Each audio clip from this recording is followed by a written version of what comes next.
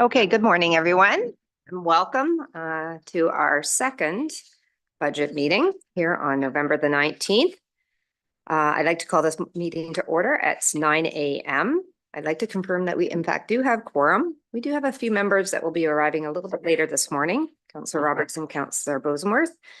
I believe Councillor Kent is online. Thank you. And I suspect we will also be joined shortly by Councillor McIntyre.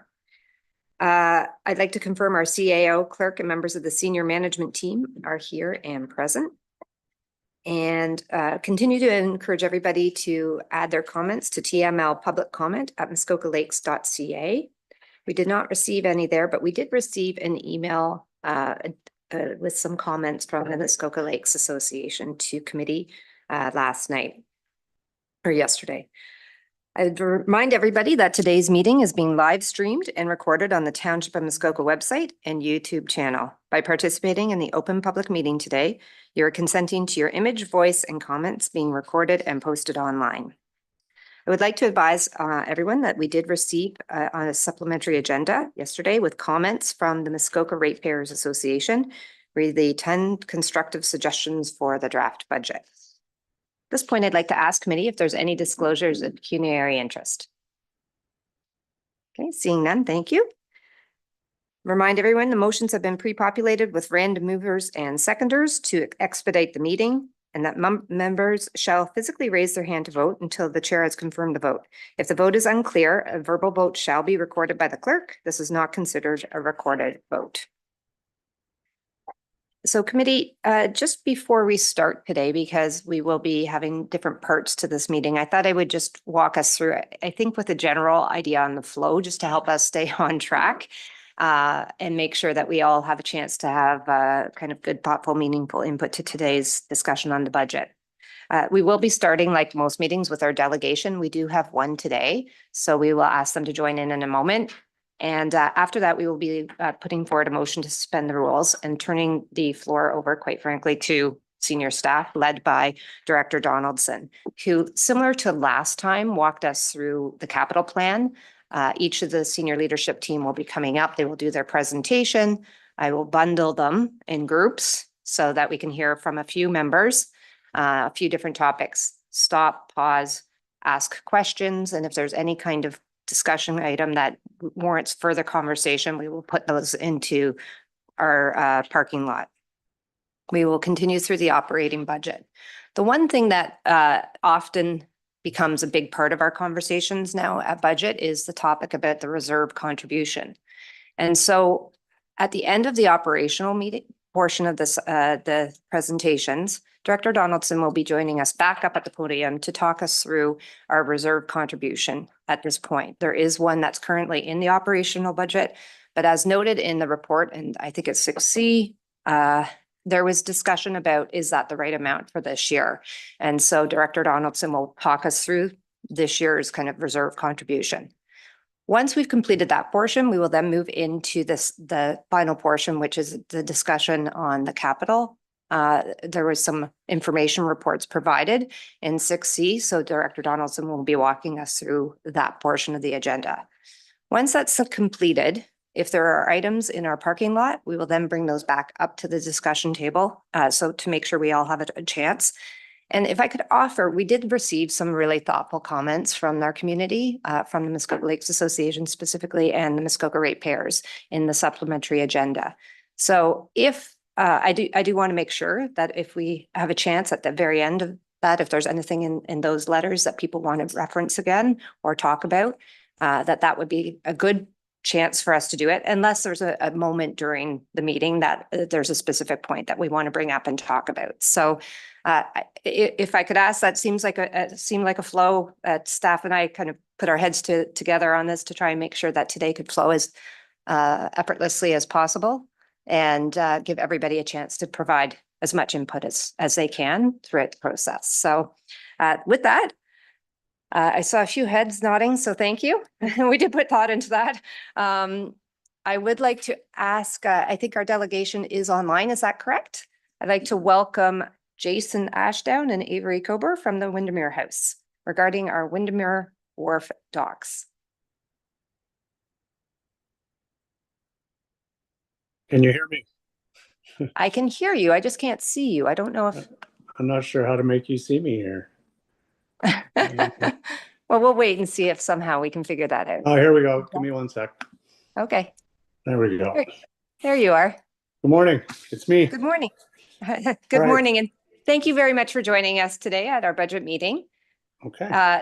Just to walk through, we'll give you 5 minutes to delegate and tell us what's on your mind. And after that, I will open up the floor so that committee can ask you questions if they have some for you. That sounds great. So good morning, Mayor, Council, staff, and attendees, if there's anybody there. Thank you for allowing me to attend virtually. Otherwise, I wouldn't have been able to make this meeting. Also, thank you for allowing me to delegate this morning. My name is Jason Ashdown. I am one of 5 partners that make up the ownership group of Windermere House in the village of Windermere. Also here with me is Avery Kober, who will be available to answer questions if needed. I'm here today simply to give you some context as to what we've been doing since we purchased Windermere in April of 2023. Windermere House, that is. I'm also here to show my support for the proposed budget and the investment in the docks and wharf system in front of Windermere House. Now, some background, just to bring some perspective to the councillors, if some of you haven't been there in a while. My partners and I bought this property in April of 2023. We opened it in May of 2023, which was a very quick turnaround.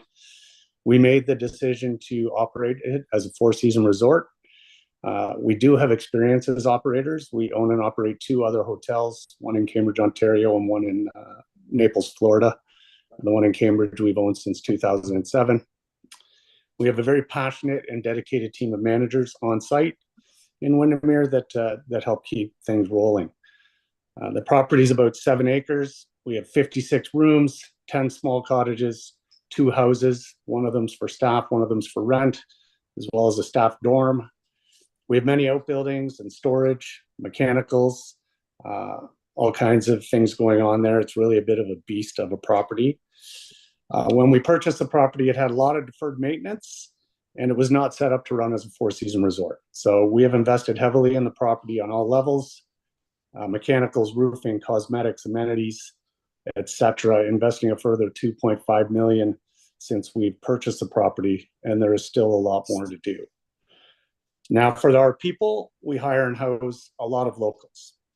Our total staff is 110 for approximately 6 months of the year, and around 50 for the rest of the year. We house upward of 70 of these staff on site, and we feed them all. And our payroll is approximately $2.5 million. So from an investment standpoint, the need here to explain to you as councillors as you work through your budget is that our peak season is May to October. Really May to September, but October was good enough this year that I'm including it. We make about 2/3 of our revenue during that 6-month span while the docks are open. And it's these months that allow us to stay open all year. These months need to be successful. It's critical. Now, Windermere is a destination for cottagers, for lunch, for dinners, for live music, for day trips, just out for a boat ride, etc. We also get some float planes in and around the wharf that need to park there. I was told recently that Parker Marina, which is nearby Windermere House, has recently changed to a private marina, so it will no longer be available to the public, which makes the wharf even that much more important to us, and the docking system. Lake Rosso, we're seeing tons more boats, people venturing from Lake Joe and Lake Muskoka, and water traffic has increased significantly. Windermere House has started to really create a name for ourselves from a culinary perspective. Lots of people are coming to visit our Rosso restaurant multiple times a year, as well as the pub, which has awesome food and live music on a regular basis. Windermere House is getting more and more inquiries from guests looking to stay and park their boats overnight at the docking system there. Sometimes we are not able to accommodate often, and we have to turn these customers away, unfortunately, because we have limited dock slips, and it's hard for us to guarantee the opportunity.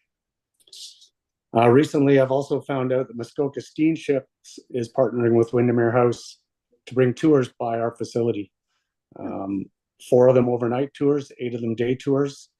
Regardless, that I don't think this boat has been on Rosso for many, many years. So obviously we're doing something right if we're drawing that kind of attention. We're attracting more and more corporate groups. We hope to fill our shoulder seasons with corporate groups and our winter seasons, as our summers are often jam-packed with weddings. We had 22 weddings in 2024. We have 26 weddings already on the books for 2025. We're also receiving interest from group travel organizations, and our phone keeps ringing. So we're even booking teams like the Toronto Maple Leafs. They took the whole resort this year for 2 days, which was pretty cool, being a hockey fan and a Leaf fan. But in short, business is growing. But the overarching fact is that the wharf and the docking play a critical role in our success. Without available, good quality docking, we will struggle. In closing, I'd just like to say that an investment in the docks and Windermere is good for the local community and good for the local economy. And it helps us create jobs and take off some of the burden of housing that all communities seem to be feeling these days because we house our staff. As wharf managers, we are happy to do our part. We do help manage the wharf, investing both time and money in our staffing. We're also happy to get involved as needed. We have a lot of experience as an organization. We would be happy to be involved in the conversation of the best way to maximize the spend on those docks from a repair, maintenance, and expansion point of view. You know, we want this iconic 1870s property known as the Lady of the Lake to be a destination and resort of choice for cottagers, weddings, family events, corporate retreats, sports teams for another 154 years. We want to hire and house as many locals to keep operations chugging along. So we will continue to invest in Windermere, and we are hoping that the municipality will do the same, helping us to improve and invest alongside us in keeping the docking system and the wharf operating at its full capacity. So that's my presentation. Well, thank you very much. It's really lovely to hear the activity that's happening in that area. So thank you very much. And thanks for joining us today. Committee, do you have any questions? Councillor Zavitz. Thank you, and through you to the presenter. Thanks for your good words. I'm a little distressed to hear, perhaps I just been out of the loop, but the marina adjacent to your facility did you say that's gone private, sold and has gone private? I don't know if it is sold, and I can't verify the information. My manager told me that it has gone private yesterday, and that not that it went private yesterday, he just told me yesterday. But my understanding that it won't be available for public use. Wow. Right. Okay, thank you. Thank you very much. Okay, thank you. Yeah. Are there any other questions? Okay, seeing none, I really appreciate you joining us today. We will be talking about that. We did talk about the Windermere docks at the Capitol discussion a few weeks ago, and it's on the agenda a little bit later today. So I'm sure that staff will follow up and let you know if there's been any change to the current capital plan. Okay. Okay. Yeah, we'll stay in touch with your staff. Just wanted to give you some perspective on what's going on over there. And thank you very much for the time. Thank you. Okay, so we are now going to, I think I have a motion to suspend the rules. We'll read that. Moved by Councillor Burry, seconded by Councillor Kent. Be it resolved that pursuant to section 2.3.2 of the Township's Procedural Bylaw 2023-089, the rules of procedure be hereby suspended for the duration of the presentation of the 2024 Township of Muskoka Lakes 2024 Draft Operating and Capital Budget Session, and that the rules of procedure be reinstated at the conclusion of said time. Can I ask any questions, comments? Seeing none, I'll call the question. All those in favor? Thank you. So Director Donaldson, can I invite you to the podium at this point to start us off on today's operating budget discussion? Great. Thank you, Chair. Good morning, committee. So just before launching into our budget presentations this morning, I just wanted to do a quick recap from my presentation on October 22nd with regard to the operating budget. So just to cover off, so Council approved a 2025 budget guideline in August of 10.9%. The proposed tax levy increase that has been presented in the operating budget this morning is 10.8%, which is a proposed tax levy of $17,569,000. That translates to a 9% tax rate increase, and the remaining amount of that tax levy comes from assessment growth, from property assessment growth. And that means at that rate, that is a $13.37 increase per $100,000 of assessment, assuming no change in assessment value. And there's details in the agenda package today in Appendix 4 that speak to that tax calculation. For 2026, the estimated levy is $18,553,300. That's about a $1 million or 5.6% increase over what is proposed for 2025. And then we would forecast an additional 5% increase in 2027. I would just note for committee, so these outlook years are not being formally approved. They are best estimates based on the information available today, and they would form the launch point for next year's budget discussion. There is no assumed staffing increase in either of those years as well, just for clarity. And then included in the 2025 budget that we're looking at today, that the chair alluded to earlier, there's an additional $1 million contribution to reserves over 2024, which would bring that total contribution from the tax levy to $6 million. Staff have included an information report later in the agenda that we will discuss that deals directly also with the notion of contributions to reserves. We've included in today's agenda in Appendix 5 an organizational chart that shows the positions of the township.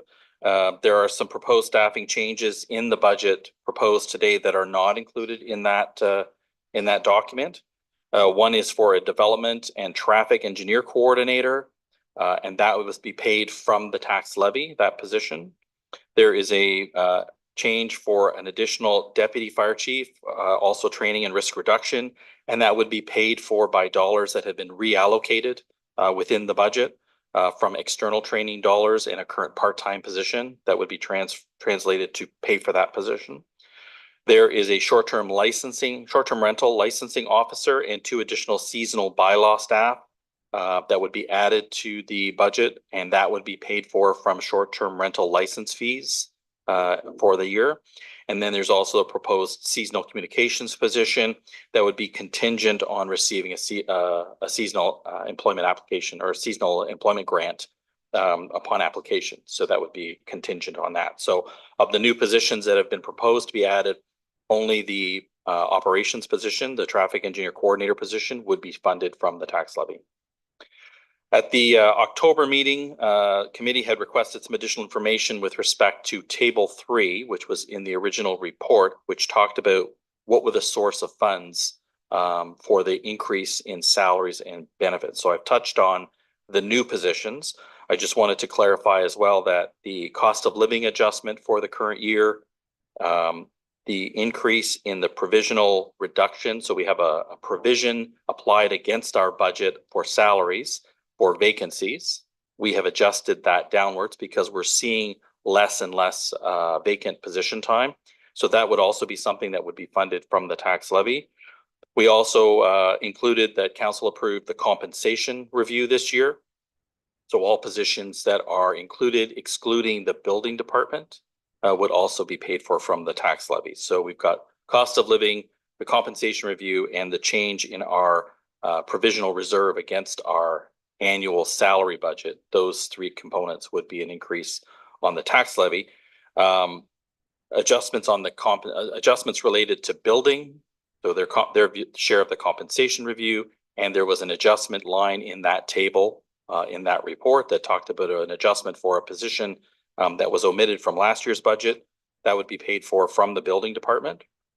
And the increase, there's also an increase in staff time, which is a shift from public works time spent on capital projects that would now divert to operating activities, repairs, maintenance, and the like. That's really a shift from capital to operating. That capital work then needs to be replaced, and that would be funded from reserves. So there's a portion of that increase in salary that would be funded indirectly from the reserve fund. The compensation review we talked about, approved by council, and the COLA adjustment is based on our policy, which is the August Ontario CPI amount, and that amount this year was 2.1%. So that is what is also included in this budget. Staff have also used the 2024 actuals to inform the 2025 budget in the areas of road and building maintenance, and adjusting our revenue projections for one-time sale of shore road allowance revenues. And some of those cost increases in 2025 are offset by higher revenues in bylaw enforcement activities and the short-term rental program. Again, just emphasize that all building inspection activities are fully covered and paid for through permit fees and either a draw or a contribution to the building reserve, depending if it's a shortfall or a surplus. And again, just for presentation, all budget amounts are shown, all budget amounts are shown in gross revenue and expenses. So you may see amounts that are increasing expense, but there'll also be a corresponding increase in revenues, or vice versa, decrease in expense, decrease revenues. And so they're all shown at a gross, and we can demonstrate, we can, as we go through, point out where those connecting lines between the two are that offset. So I just want to make a few comments with respect to where we're starting from this morning. And that concludes my opening comments, Chair. Thank you. Thank you, Director Donaldson. So before I get into the senior leadership team presentations, are there any questions for Director Donaldson? Mayor Kelly. Thank you, and through you.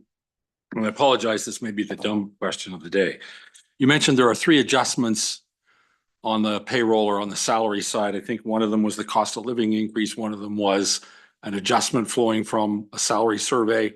The third one kind of caught me off guard. Changes in provisional reserves against our annual compensation budget. I don't actually know what that means. Director Donaldson. Sure. So thank you, Chair. So we budget all positions at 100% occupancy. And then we know that there is inevitably gaps in employment during the year. People leave. There's, recruitment periods where the position is vacant. So we've taken a provision against our salary budget to account for the fact that we know there's going to be some vacancies. Otherwise, if we didn't do that, we would inevitably be underspent on salaries by perhaps a significant portion every year. So it just helps to mitigate that surplus at the end of the year. And yes, just a quick follow-up, that's just based on historical gaps? Yes, through you, Chair. That's correct. Yeah. thank you. Any other questions? Okay, seeing none, thank you. So let me see who is first up. Director Peroshi. So we will bundle the first few, will come up, and at the end of Ms. Lehman's presentation, I will pause and we will open up the floor for questions. The floor is yours. Thank you, Chair Mazan. The Legislative Services Division consists of customer service, council and committee services, records management, land and agreements, accessibility, communications, and a number of internal corporate services. 2024 was a busy year in the area of records management, making significant headway towards our mandatory remediation of electronic records, as well as initiation and implementation of the new electronic records management system, which is well underway.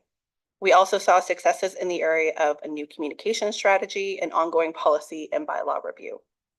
For 2025, we look forward to building on that momentum by implementing the strategies noted in the newly adopted communication plan, embarking on a website redesign, finalizing the township's acquisition and disposition of land policy, compiling and establishing a comprehensive delegation of authority bylaw, completing a full review of our record retention policy, completing the implementation of our records management system, and looking for new ways to capitalize on that software, while also continuing our ongoing review of policies and administrative bylaws. We're excited for the year ahead and welcome any questions in regards to the Legislative Services Division. Thank you.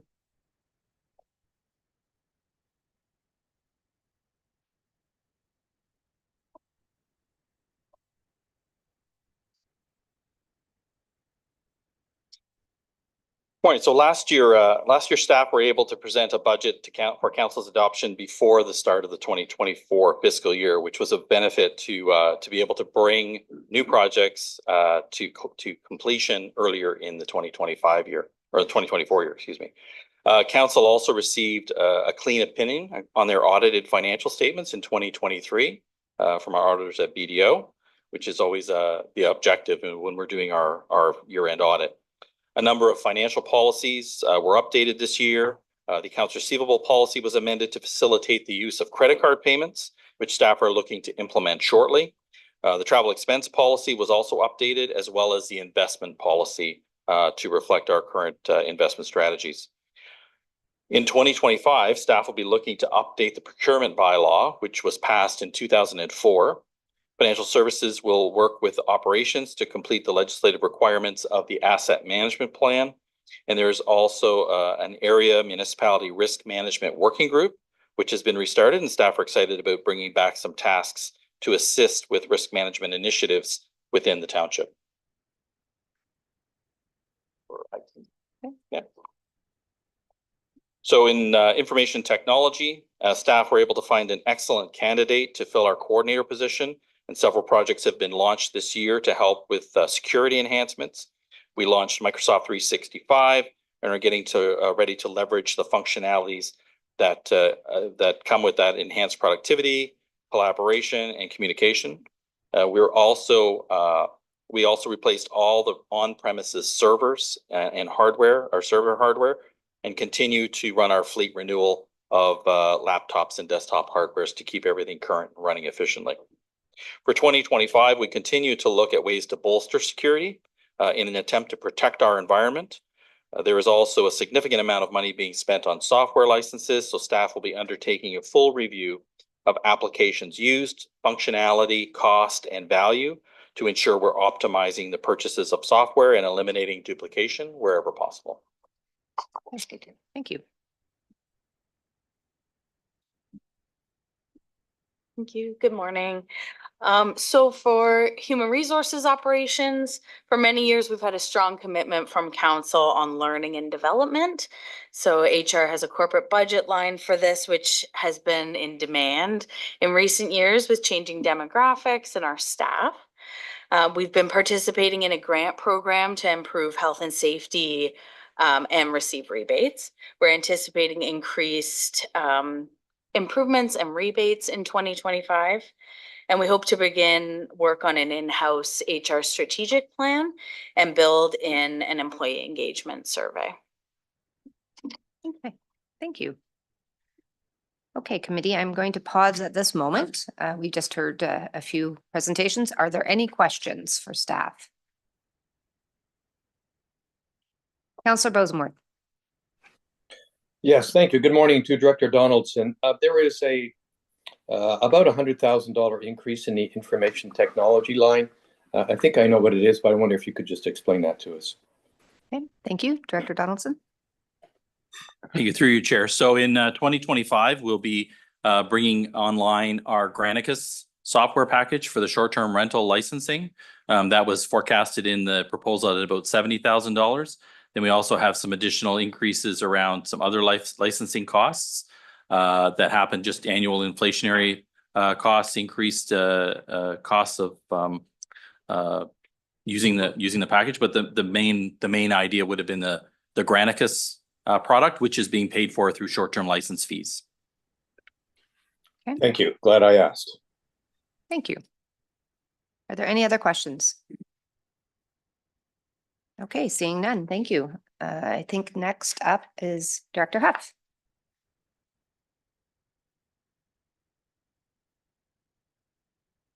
Welcome. Thank you. Good morning, Chair Mazan and committee members. So the first section of this presentation deals with both the Economic Development Division as well as the Community Grant Program for the township. And I will note that in Appendix 6 of the package is the applications received to date in relation to the operating grants. And so that has to do with the museum, the chamber, as well as the snowmobile trails request. So just wanted to make sure that committee was aware of that. The mandate of both the economic development and the community grant divisions is really to create and foster an environment that supports our residences and businesses, as well as implements the goals of the economic development strategy and the community grant program. Some of the highlights from 2024 is the approval of the Muskoka Regional Workforce Strategy. There's been a review and update of the special permits. I have on the slide that we have had 9 permits issued. Now it's up to 12. That includes things like the Cranberry Fest and Winterfest. There's also the approval of new memorandums of understanding with both the museum as well as the Chamber of Commerce and implementation of the 2025 Community Grant Program. And some of the things that we'll be working on in 2025 include an update to the Muskoka Lakes Economic Development Strategy, as well as an update to the CIP program to expand a number of the programs that could be available for housing initiatives. So that's exciting, and that's well underway, as well as reviewing again the community grant program and further implementation of the workforce, regional workforce development strategy. So that's division. Moving on to building. And obviously, the mandate of the building division is really relating to compliance with the Ontario Building Code and the Building Code Act to promote and protect the environment and public health. Some of the significant projects in 2024 include the implementation, the first full year of the sewage system maintenance inspection program. We are working on a report to bring back to planning committee in December on that program. So that will be a good thing for a committee to see, as well as continued improvement and use of the cloud permit inspection program that allows for a more streamlined receiving of building permits, as well as review and inspection process as well. And then in 2025, we're going to be reviewing and updating the township's building bylaw, as well as reviewing, coordinating the sale of original shore road allowance policies as well. And again, continued improvement and use of the cloud permit process and sewage inspection program.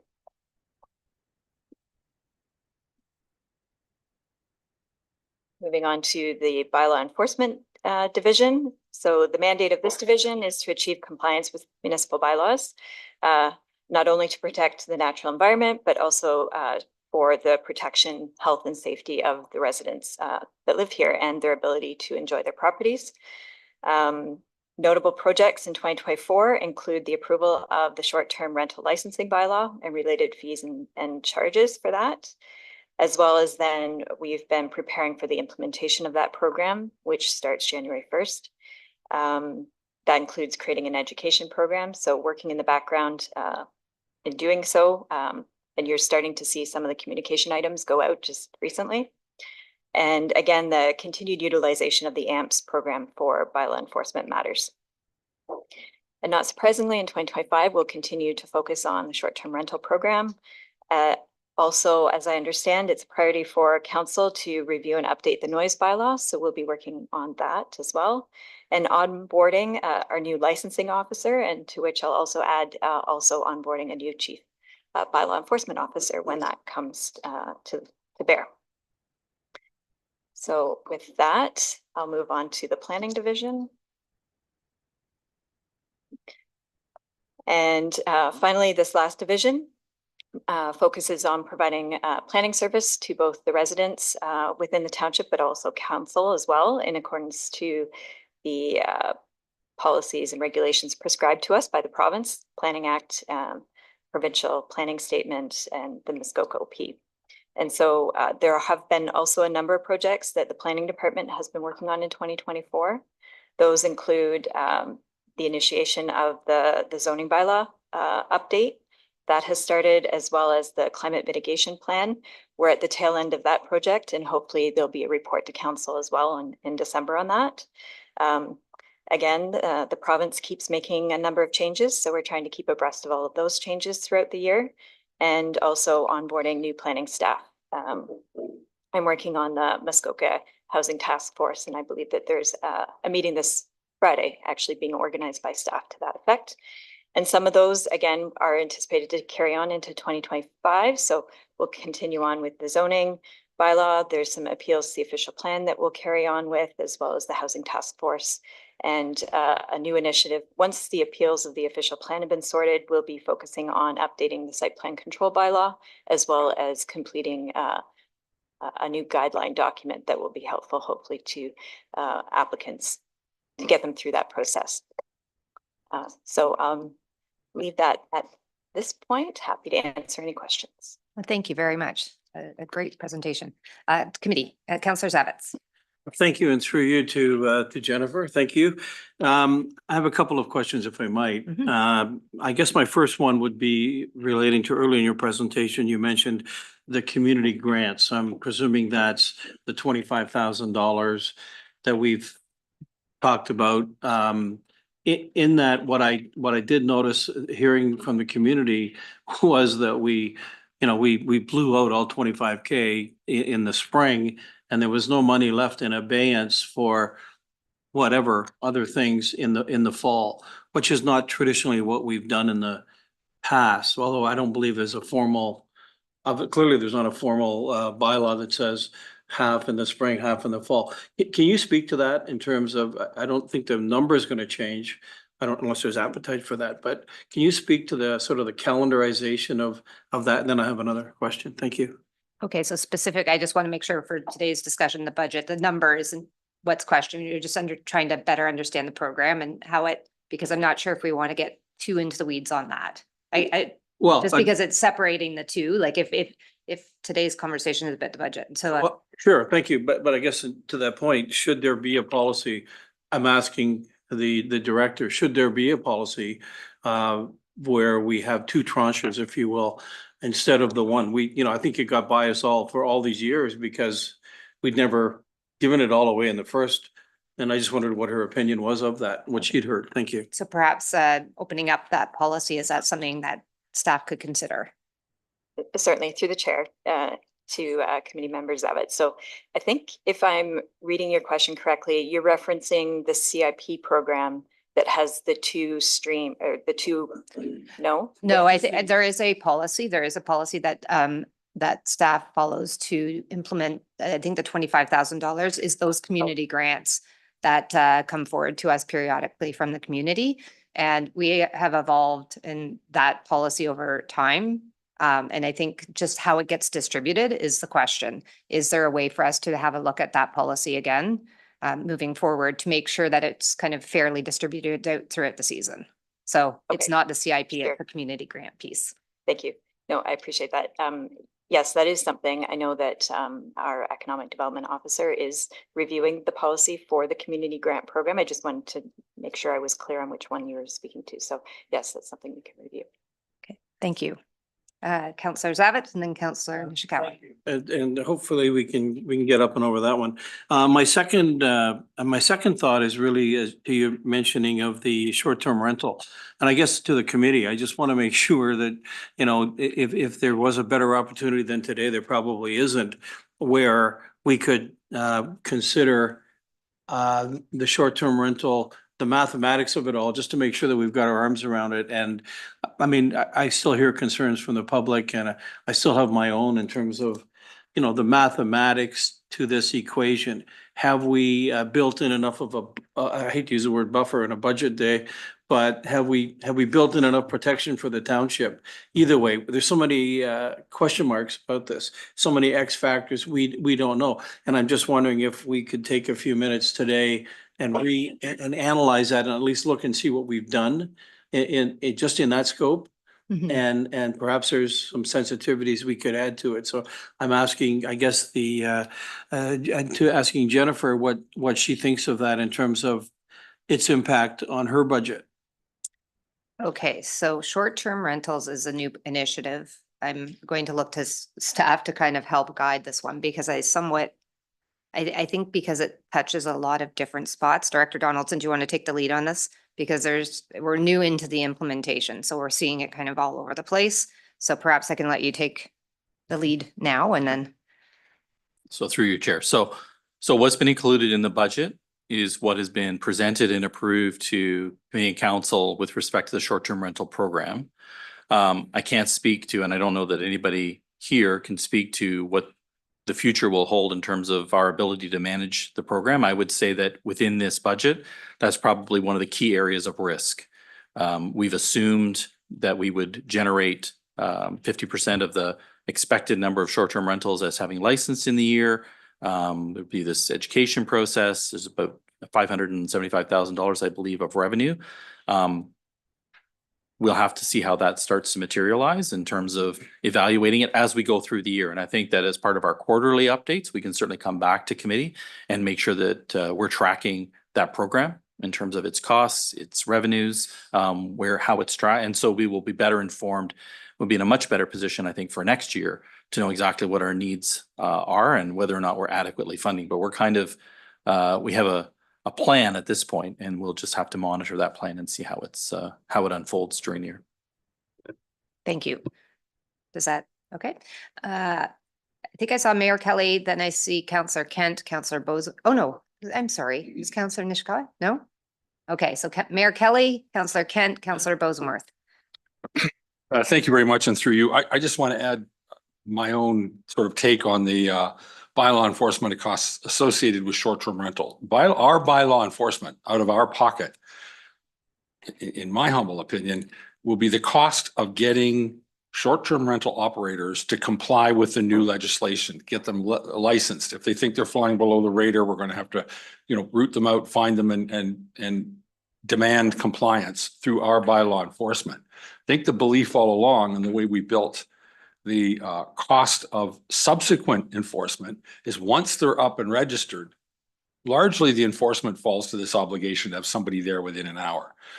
The big unknown really is how many people will just scramble in here in January, and say, I'm here I am. I'm ready to comply. Here's my completed form. Get me lined up for fire inspection. And how many will just figure, I'll wait till they catch me. And that is a large driver. The other thing is, we have some pretty, I think, educated and informed estimates as to the number of short-term rental operators there are, courtesy of some information shared with us, I think, by Granicus. But the test will be how many are actually out there. I don't think we really know. We built the program based estimates and costing on certain expectations. That will be driven largely by how quickly they get in compliance and licensed and how many there actually are. Okay. Thank you. Councillor Kent?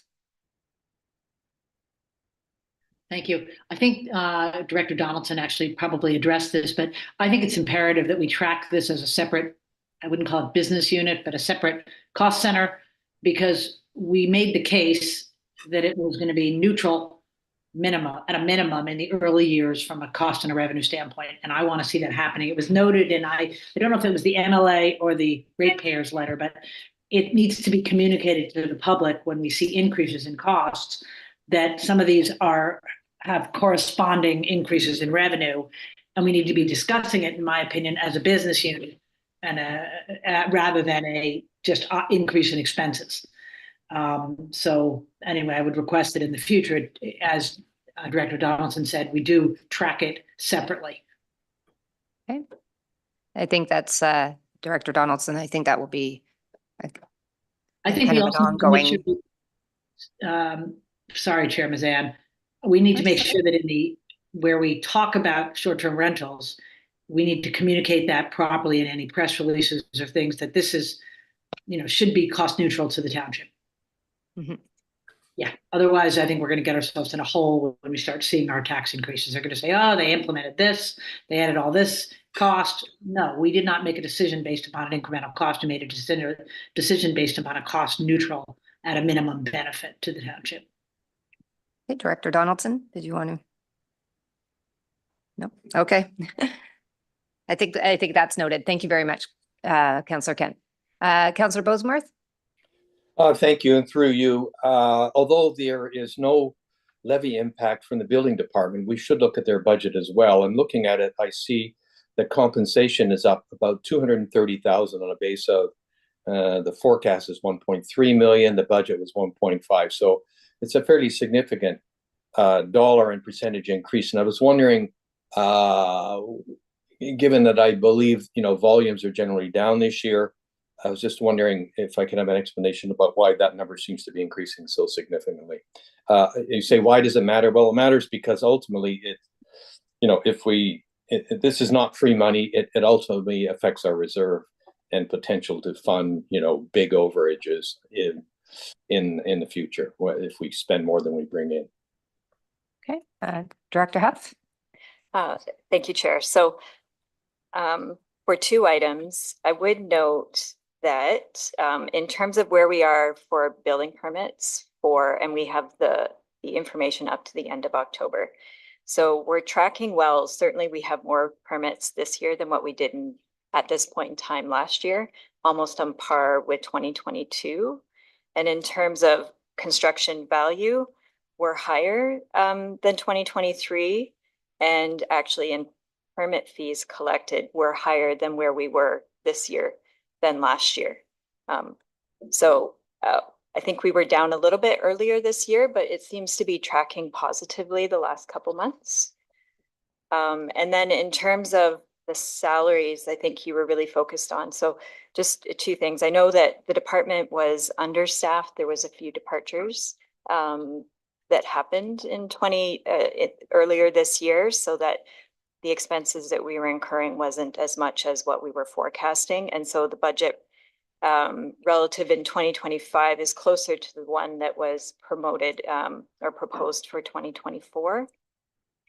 In terms of the increases, I might look to Director of Finance for that. It's my understanding that we're assuming a full complement of inspectors in 2025, where we haven't had a full complement for some time, but I would look to Mark for correction on that. Okay, Director Donaldson. Yeah, thank you, Chair. So yeah, and to my opening comments with respect to the table number 3 that was in the original staff report that was tabled in October. I think it was you, Councillor Boseworth, that had asked about, where is that $1.2 million increase overall being funded from? So again, there is the cost of living adjustment for all positions within the building department, which rounds up a little bit above 2.1% because of the impacts of benefits, OMERS, CPP enhancement this year, and so on, that is affecting some benefits or some costs.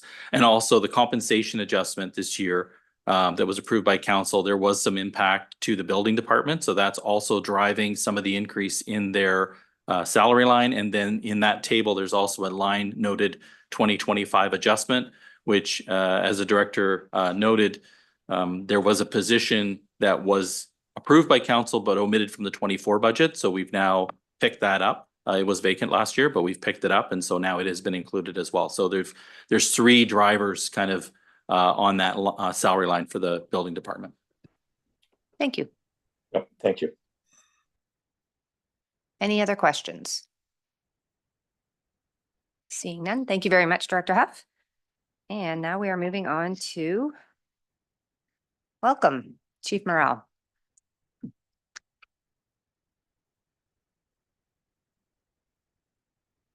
Good morning, committee.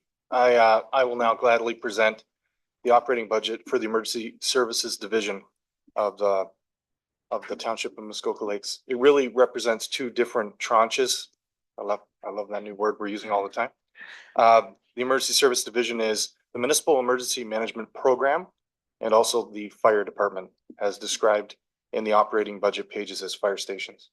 The Emergency Management Program has been compliant for the last 6 years with its mandate and the measures set forth in the Emergency Management and Civil Protection Act, which establishes the province's legal framework for managing emergencies.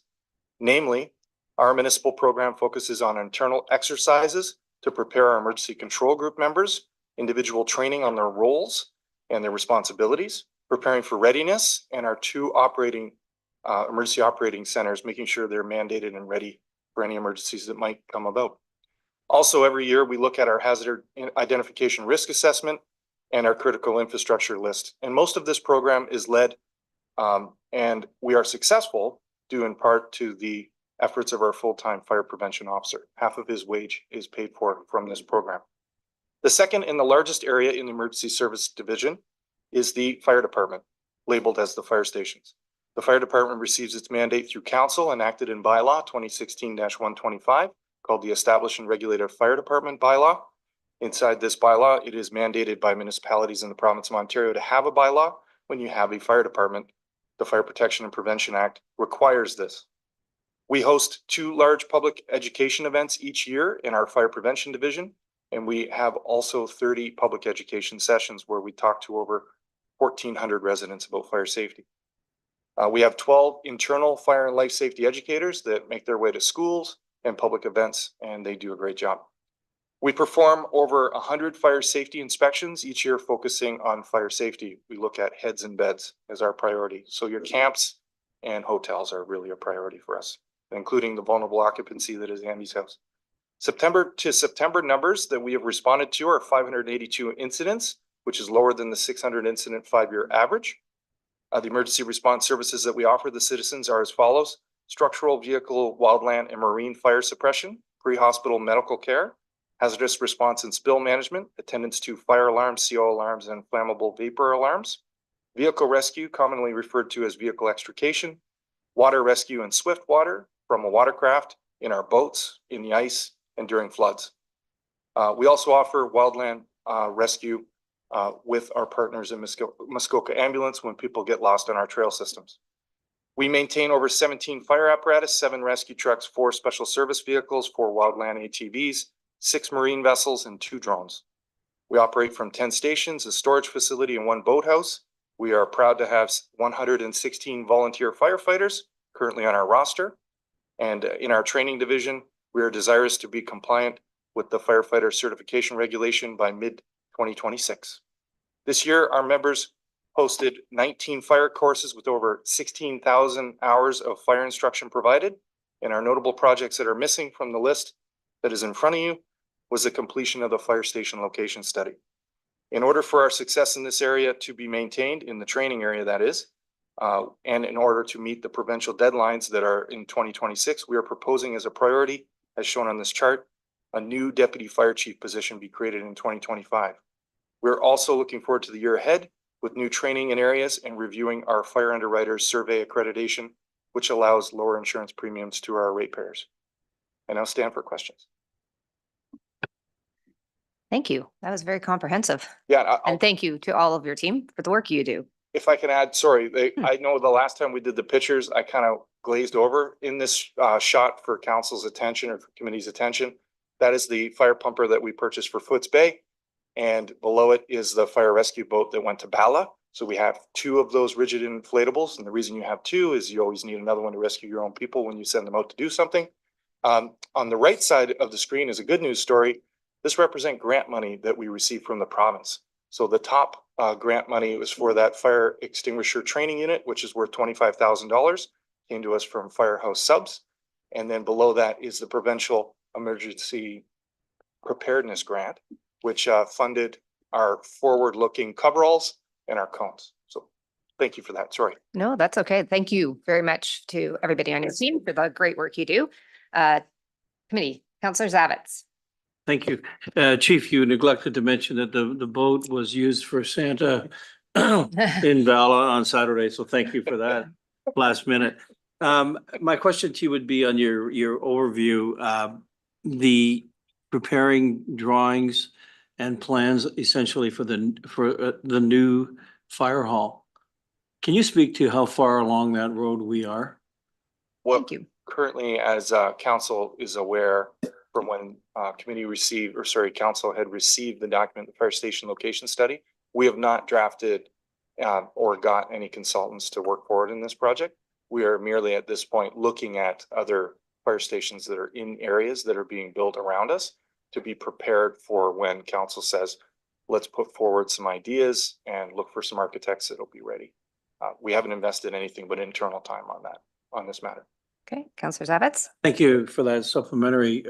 Is there money in this budget somewhere for that, for the architectural analysis? And, you know, I guess it speaks to the whole notion of where we are as a council with separately with this, you know, expenditure of whatever, $7 million or whatever it is, in terms of fulsome discussion. So I would ask, within this budget, is there, I mean, you indicated as one of the key points, you're going to be coming, I guess, to us with some drawings and some thoughts on that. Where is that money? That money's in here, So is my question. I see Director, okay. No, through you, Chief no, Morrell? at this point, we have not included any funding towards this effort as we're waiting for the results of the level of service study. Right. That will be that will come from council, and then council will be provided an update on whatever measures are required from that point forward, and we'll receive our direction. Okay. Thank you. Thank you. Thanks. Councillor Bosenworth? Thank you, and through you, a quick question. You mentioned, I think it was 116 volunteer firefighters. Marketplaces are pretty tight for a lot of skills these days. I was wondering if you could comment on our contingents of firefighters, whether we have enough, and you know, are we happy with the level that we have? Okay. Chief Morrell? For you, Chair, we could always use more. We're finding that the housing situation here is preventing a lot of our younger members from staying. And we are seeing a reduction in the average age of our total fire service, in that the average age today, or sorry, years of service, the average years of service has reduced from 2019, when I arrived, at about 8 years on average. It is now down to 4.7 years on average. So it's clear to us that we are having to recruit more people, and we're keeping them for less time. Okay. Thank you. Any other questions? Okay, seeing none. Thank you very much for great presentation. Up next, library. Mr. Whitfeld. Welcome. Still on? Yes, thank you.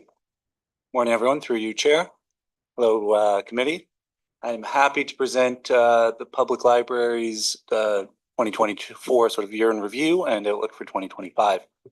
So the library continues to ensure that all community residents have access to a diverse library collection in a safe, positive, and welcoming environment. And we continue to be a hub of engagement, knowledge advancement, and offer an enjoyment for a sustainable future.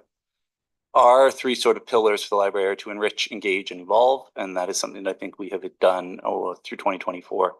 I hope to just quickly touch on how and why. So 2024 projects and accomplishments. The new CEO, Chief Librarian, was onboarded, and you're looking at him. So that continues to continue to learn every day and just grow in this position. That's been a lot of fun and a lot of learning. We've increased our outreach to daycares and schools throughout the community. We are visiting daycares monthly, as well as partnering with Early On to get some programming out in Bala. And we're working with Glen Orchard as well as Watt to get more class visits going. There's been a marked increase on staff development and training opportunities in this last year. So staff have been offered and provided more training opportunities than they have in the past. We've switched to 0365. So Mark's mention of the IT coordinator, we've reaped huge benefits through that. We are now also on a new domain. We can be found at nlpl.ca, which is just helpful for all sorts of marketing and branding opportunities. Our circulation stats have increased over last year, same with new user registration. We've offered new Indigenous-led programming at both libraries. We have offered successful senior programming throughout the winter months, as well as very successful summer programming. And I touch on those sort of in my next slides. So for 2025, our plans are to implement our 2025 through 2029 strategic plan, which is near the finish line. We're working on it as a board to finish that. We'll continue to enhance outreach services, so focusing on ways to connect with community members in their communities. So through visiting community centers, school outreach still, just looking at ways to meet people where they are in the township. We're going to focus on more additional adult programming, book clubs, as well as new movies, and just ways to engage with that 30 to 65-year-old demographic. We have an archive that we'd like to organize, and through either collaboration with other archives in the area, looking to sort of cohesively develop that so that residents of the township and the district can benefit from that, and identify and pursue outside grant opportunities and generated revenue where possible. So through increasing our room rentals, branded merchandise, new printing options. In Bala, we're sort of known as the Kinkos of Bala. So looking at ways to increase that. So next two slides, I don't know if anyone's looked through these slides, but they just are sort of infographics on some of our stats. These are sort of 2024 winter and spring highlights. So you can look through them at your leisure. And then summer 2024 is really eye-catching. I was, again, new to this position. I'm familiar with the area, but just blown away by the change and increase in usage at the library. Not that it's not utilized in the winter, it's still very much utilized, but just we serve a different population in the summer, and we were able to capture that really well, I think. So with that, I'm happy to answer any questions. Oh, are we at that point yet? Sorry. Thank you. Well, yes. He's going to share it too. Yeah, this is very good. I was just looking at your infographics. Oh, sorry. Thank you very much. And Thank thank you to your team for the work, the great work you're doing for the community. Questions. Councillor Murray. I thank you. And through you, I just have a comment that, library seems to be a very small word for what is really a learning commons. And I commend the folks on the Learning Commons board for the kinds of work that they're doing, and for Andrew and his team. It's a really important asset for municipalities to have. And I'm glad we have it. I'm glad we support it to the extent we do. And it really is one of those kind of under the radar pieces for lots of people.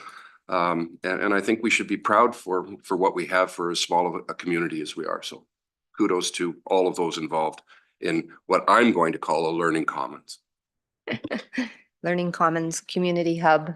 They're important. So thank you. Yeah, I would just like to take this moment to thank the staff, as well as the board, as well as township and council, for sort of supporting the library, and really for the staff that are there that do the work in the programming and get out there and meet the people and engage and create these relationships is, as Councillor Burry just mentioned, something that's very important. And I think everyone should be very proud of the library system we have here. okay, thank you. Are there any other questions or comments? Okay, seeing none. Thank you very much. Thank you. Have a great day. Committee, I'm going to recommend that we take a quick break, come back here if we could for 10:15, and we will then get into the operational services. So it's a bit of a shorter break, just 10 minutes this time.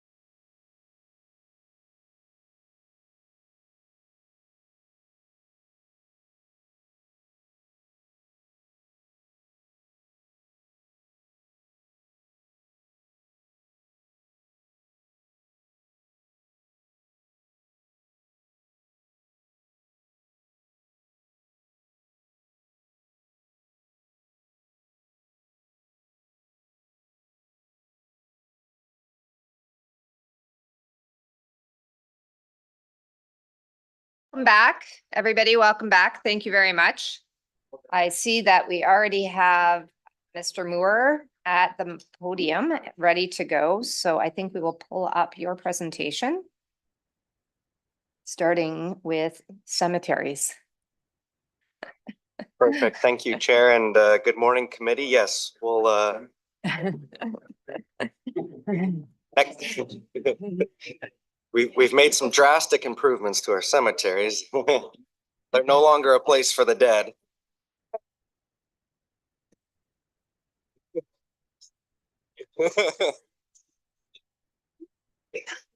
Uh, Okay. All right. All right, Mr. Moore, you've got the floor for the next few minutes, I think. Perfect, yes. So I'm covering the Parks, Recreation and Facilities side of the Operational Services Department. Starting off with cemeteries. We have 12 cemeteries in the township that are maintained and operated by our Parks Division. In 2024, we had a very busy season. You can see we were up to 46 internments, and I'd say that number is now actually over 50. With the warmer weather, we've been able to extend that season. So just in the last couple of weeks, we've had about 4 or 5 more. Our big project in 2024 was the opening of the columbarium. So we've started selling those niches now as well too, and they're starting to pick up as people become more aware of that. And I won't touch on a lot of the capital stuff that we've already gone over in the capital budget. So that kind of summarizes our cemetery department. Moving into parks, our parks division, they maintain all of our public parks, beaches, docks, wharves, boat launches, trails, access points, etc. And we have seasonal staff that we bring on in the summer season, and we have a few that stay on for winter to help with plowing of our parking lots. Over the course of 2024, we've touched on some of the capital projects, but on an operating side, we were able to do some work to our existing baseball diamonds at the Milford Bay Community Center in Torrance, replacing the infields there, getting some new bases, bringing some new life to those amenities. And I think we've seen a good turnaround in usage of those, which has been a real benefit to the community. Another note, this past fall, we were able to repaint the interiors of all our existing public washrooms, which was nice, again, to kind of freshen those up a bit and bring those to life. And that, yeah, I think moving on into 2025, we've now got the Parks and Trails Standards Manual, which is going to help guide us. Very exciting. And I think as staff, we've identified the need for some more brushing.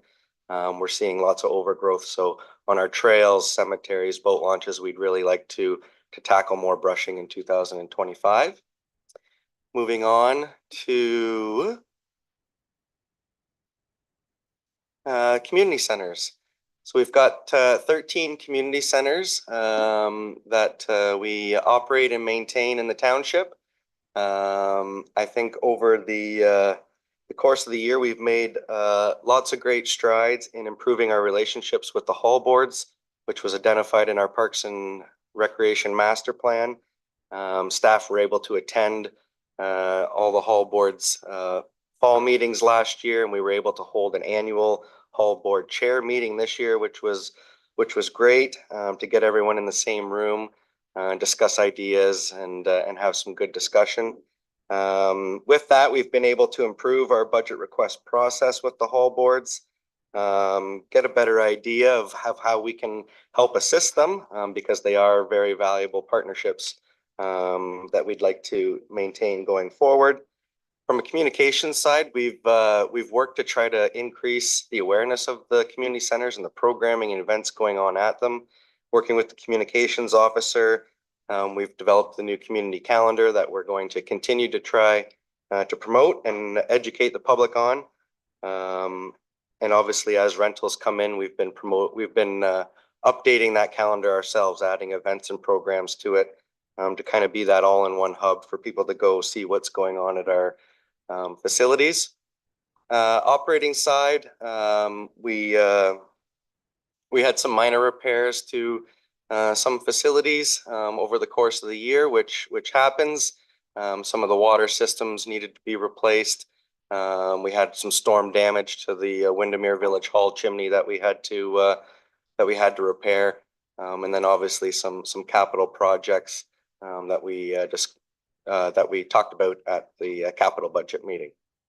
One other item for the community centers was the development of a facility user fee policy. And this really helped us streamline when fees are waived at community centers and not, and has made that process a lot easier for staff. And I think in turn, what we've seen is an increase in usage of those centers. We're seeing a lot more birthday parties, etc. Next slide. Moving on to our two arenas in Bala and Port Carling. We've got the usage data there for them, some of the capital projects that we completed this year. Two things I definitely wanted to highlight for the arenas. During the past year, we wanted to increase public programming at these facilities. First was during the winter season, public skating programs. We were able to identify the opportunity to maybe add some stick and puck programs along with public skating. So now we offer skating opportunities 7 days a week to the public, which I think is great. We've seen a huge uptake in the stick and puck program. It's really coming along well and getting well utilized by students after school, which is great to see. The nice thing about that programming, we've scheduled it in during non-prime hours. And fit it within the existing schedule. So there's no additional costs for us to run those programming. It's all within staff already going to be at the facility, etc. So that was good to see there. On the summer side, we were able to increase our pickleball usage at both arenas this year. With support for an additional staff member, we were able to offer pickleball 6 days a week and often multiple days at both facilities. Which is great, and we look forward to continuing that partnership with our pickleball organization. Next slide. Facilities. So our facilities budget, this covers our public works yards, fire halls, libraries, our township office, our health hub building, and Milford Bay Boathouse. More so capital projects that occur at these facilities to maintain them throughout the year. We have two maintenance staff that go around and keep them up to date and water testing, etc. And I think that's all for that slide. I'll move on to trails. We've got our 7 trails. We added a new trail this past year at the Walker's Point Community Center. So that was a good undertaking. We started with getting our trails signed properly with new directional signs as well that match our township branding. So that's been going over well. And again, as mentioned earlier, in 2025, I think we'd like to get on top of routine brushing, make sure we're not taking care of that overgrowth that we're seeing. Next slide. Swimming program. Staff's brought a report early in the fall, kind of summarizing the swimming program. So we're pretty familiar there. I think the one area we're going to see a difference in 2025 is we're going to try Bay Cliff Park versus Hannah, as we mentioned, just due to the water quality issues we're seeing there. Yeah, and I think the other thing I'd like to mention just in the 2025 operating is we're going to focus on bringing back the community guide. That was identified in the Parks and Recreation Master Plan. So we're looking forward to reviving that with communications and economic development staff. With that, Chair, I'll turn it back over to you. Well, thank you very much. And committee, I think I'll ask for questions for Mr. Moore while he's standing here now and before we move on to the rest of the operation service. Any questions or comments? Okay, seeing none. I have to say, as somebody who's been sitting around this table for a while and been a bit involved with that recreation master plan, it's really a delight to see some of the small, it's the low hanging fruit in many cases, but it's just the focus again on our community assets is really lovely. So thank you very much to you and your team for the work that you are doing. Yes, no, thank you. Yeah, it's great. You. Okay, who's coming up now? Is that? Okay, yeah, I have administration. Is that? Director Colucci? Thank you, Madam Chair. So this is the overall administration slide for the department. So I will basically, we look at our 2024 project. So we did the transportation master plan, which was brought to council earlier this year before I started the township. And the asset management plan and the parks and recreation master plan, which also, does overall look at the whole department. And then 2025, we're looking at completing and implementing the asset level service study, which is underway now, and we hope to bring that early in 2025. And the implementation of the transportation master plan, asset master plan, and parks and recreation master plan. So there are a number of capital projects contained within those plans that we're looking at bringing forward, like a 20-year capital plan to implement all of those recommendations and bring updates to council on a regular basis, so they know where we stand with those. And then the recruitment and onboarding of the public works technician. Okay, thank you. Committee, any questions? Councillor Zavitz. Thank you, and through you to, I suppose you. Page 7 of the overview, which speaks to the Burgess Dam. Will further in the presentation, will we be able to speak to specifics, or do you want to, can I bring up? So I think, yeah, the Burgess Dam, as noted in, I think the sections Right. 3C, we will talk about that. It's earmarked in that part of the discussion. Okay, Part of the good. capital discussion. So, Great, yeah. Thank you. Okay. Thank you. Any other questions, comments? Thank you very much for the hard work. And now we are moving on to, I think, Mr. Sopko, welcome. Thank you. So for our first slide here, we have township equipment. So the township equipment and get back to the one. I can go to that one instead. The township equipment, it's supporting the general fleet requirements of operational services, fire and development services. And it includes vehicle and equipment maintenance, fuels, and lubricants, and other operating costs associated with maintaining the township fleet. In 2024, in total, the fleet section maintained and serviced a variety of township equipment, including 12 heavy-duty plow spreader dump trucks, 4 medium-duty plow spreader combination trucks, 36 light-duty trucks, 10 pumper trucks from fire, 7 tanker trucks, 2 graders, 1 excavator, 4 backhoe loaders, 1 sweeper, 1 skid steer, 1 side muck machine, 1 command vehicle, and also the variety of small tools and equipment that the township has. So definitely lots of equipment to maintain and keep running on the road. And 2024 also is more touching on the capital side of things, but staff support for some of the replacements that were completed that we already touched upon at the last meeting. In 2025, the priority is maintaining our fleet as we have it. Obviously, there's a variety of equipment there, and it's a big job that the mechanics take care of. But that's what we'll be doing in 2025 with the equipment. Next slide, please. So for roads, it's operation and maintenance of the township's transportation infrastructure. So it includes roads and sidewalks. Key responsibilities are roadside maintenance, sidewalk maintenance, paved top maintenance, rooftop maintenance, winter control, drainage, safety devices, private signage, and aggregate source maintenance. So in all, in 2024, this is kind of the network that we have that is maintained.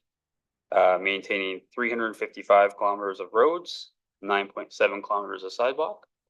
Completed winter maintenance on 302 kilometers of township roads on our year-round roads in accordance with provincial and township standards. hardtop maintenance of 220 kilometers of hard surface road, and also maintaining 135 kilometers of our gravel roads, including grading and applying of dust suppressant. And additionally, we had the in-house and capital and contracted capital work projects that we've touched on before. In 2025, we'll have the continuing safe and efficient operation of the township roads and sidewalks. We'll have staff support for a couple capital initiatives such as updating the road needs study and updating the traffic count study. And we'll also be looking at updating the capital plan based on the study information that comes out of those two studies. Next slide, please. And finally, we have bridges and culverts. So the mandate of this area is operating and maintaining the township's transportation infrastructure, including our structural bridges and culverts. So those are bridges and culverts over 3 meters.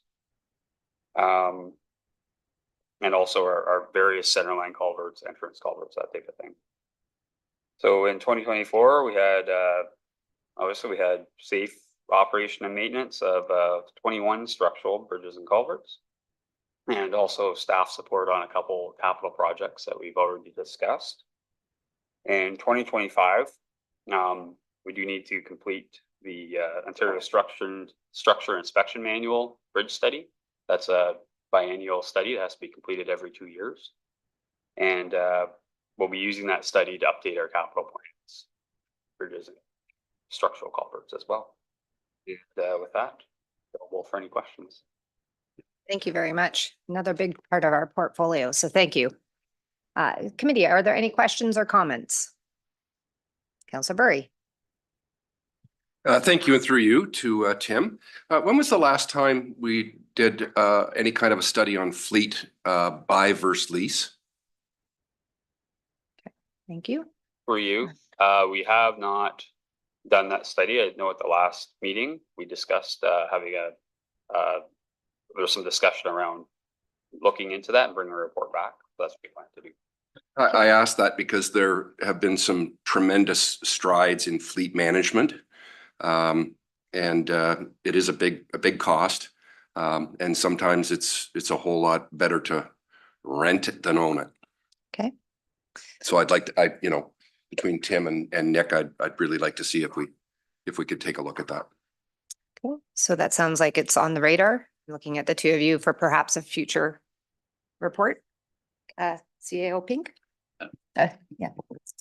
Thank you. Through you, just to remind committee, I think that was raised at the capital budget discussion at our meeting, and staff committed to bringing back a future report on that. Thank you. Thank you. Councillor Nishikawa. Thank you. Through you, I don't know if it's a question for Tim or not, but we had discussed, I'm going to say back in 2019, for the 2020 budget of GPS systems on all of our vehicles. And where are we at with that? If you know, I'm not sure, but and has that just now disappeared from the whole ask of way back when? Okay. Yes, through you. I can answer that. Yes, we do have GPS vehicles on all of our township fleet, and specifically on our heavy duty our vehicles that perform snow maintenance activities. We have GPS technology on that actually tracks whether plows down, plows up, spreading, that sort of thing. And it's largely due for having a record of reliability and that type of things. Okay, thank you. A supplemental. The new plow, we were supposed to receive a new plow this year, or did it come? And can we name it? Okay. Everybody else is naming them, so can we have an opportunity for the community to name it? Okay. Did we receive a new plow? Yes, through you, we did receive our new plow. And I'm not, I guess that's a decision to be, or a discussion to have here. Well, yeah. We have time now, Tim. That's the road rate. Okay, But yes, we Thank did you. receive our tandem axle plow that was budgeted in this capital budget. We just received it the week before last. good timing. Thank you. Councillor Edwards. Yes, thank you. I noticed that there were some road treatments that we were doing this year that have been pushed on to next year. Is this just to meet the budget? Like, are we just, like, should they be done now?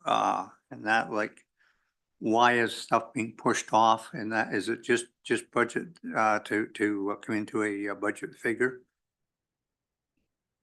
Yes. Through you, it's I just some clarification on the question. I think, are we talking about the capital side, like that type of road treatments, or? I just noticed there's, I think there's 3 or 4 roads that they've pushed on to next year. And that I'm not sure, and that I was going through it. Okay. Yeah, so the capital type roads that they've been rejigged. I mean, I can address that question now. It's maybe a conversation we're having later on this afternoon. But every year when we do our capital planning, we reassess the condition of the roads. As council will recall, last winter we had a very mild winter and a lot of our gravel. I know previously Director Becking brought forth a report about the condition of what happened to our gravel roads going soft in the spring, roads we've never seen go soft. A lot of the same things were happening, surface treated roads where they're going soft, and we had roads that were trending a certain direction, all of a sudden just fell right off and they need to be redone. So this year we have to kind of rejig some of our priorities to make sure all of the roads are in an acceptable shape. Okay, thank you. Any other questions or comments? Okay, seeing none. Thank you very much, Mr. Sopko. Thank you. You guys have a busy job, so thank you. Now, Director Donaldson is going to come back up. And as promised, this is our opportunity to discuss the reserve contribution for this budget. Welcome. Yep, thank you, Chair. So yeah, to that point, so I just wanted to indicate for all members. So the contributions to reserves kinds of crosses all departments, crosses all areas. There is a summary in Appendix 3 to the agenda package. It has not been updated, but I will flag that at the meeting on October 22nd, committee did pass a resolution to rejig some of the timing. That seems to be the word of the day. Move around some of the timing of some of the projects. That resulted in an increase in the 2025 capital spend by $440,000. So that capital expenditure for 2025 would now be updated to $13,137,000. There is no change to the total 10-year spend from that. So that reduces our closing reserve balance at the end of the year. It's down similar, 440,000. So that now would be 18,767,200, which is a decrease over the year of $3.26 million. And that's an estimate based on our opening, what we think our opening position is going to be. With respect to the $13.1 million capital expenditure, I'll remind committee that our asset management plan as it currently exists recommends that we spend in the neighborhood of $18.5 million per year just to stem the amount of asset deterioration that we have in the township. So committee had requested that staff bring back some information with respect to modeling additional increases to contributions to reserves and the impact that would have on the tax levy. And that has been included in table 1 of the report that has been shared today for information purposes. And so the current budget as it's being presented still contains the proposed amount of contribution to reserve of $6 million from the levy. And pending further discussion, staff are here to address any further questions with respect to the operating budget. So thank you very much. Okay, thank you. So committee, this is our opportunity because as Director Donaldson has mentioned, This does have a direct impact, obviously, on the operating budget. If we choose to,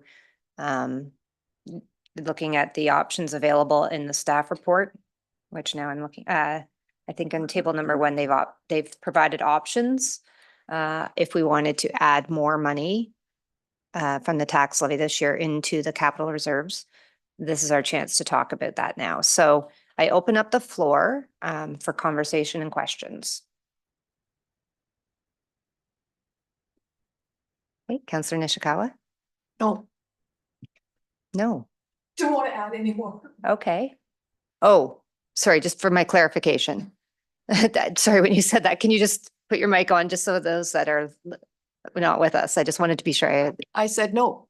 No what? I don't want to add any more. Okay, so you're comfortable with staff's current recommendation of 6 million into this year's operating budget? I will say I'd like to take a little bit out, honestly, but I'm not comfortable with adding, was the Okay. question. Okay. Are there any other questions, comments? Councillor Bosenworth? Thank you. I remain concerned that we are not contributed, the sum of contribution plus interest and grants, I believe is still less than what we're spending, if I recall the numbers correctly. And that's not a sustainable position. And we are adding another million. I'm a little concerned that we are asking a lot of our taxpayers. I do know that the capital plan, after we've done the capital study, is going to change. We have some significant funds in there for repairing arenas that we may not spend the money on. Farther out, we have some capital expenditures to replace buildings, whether it be community centers or fire halls.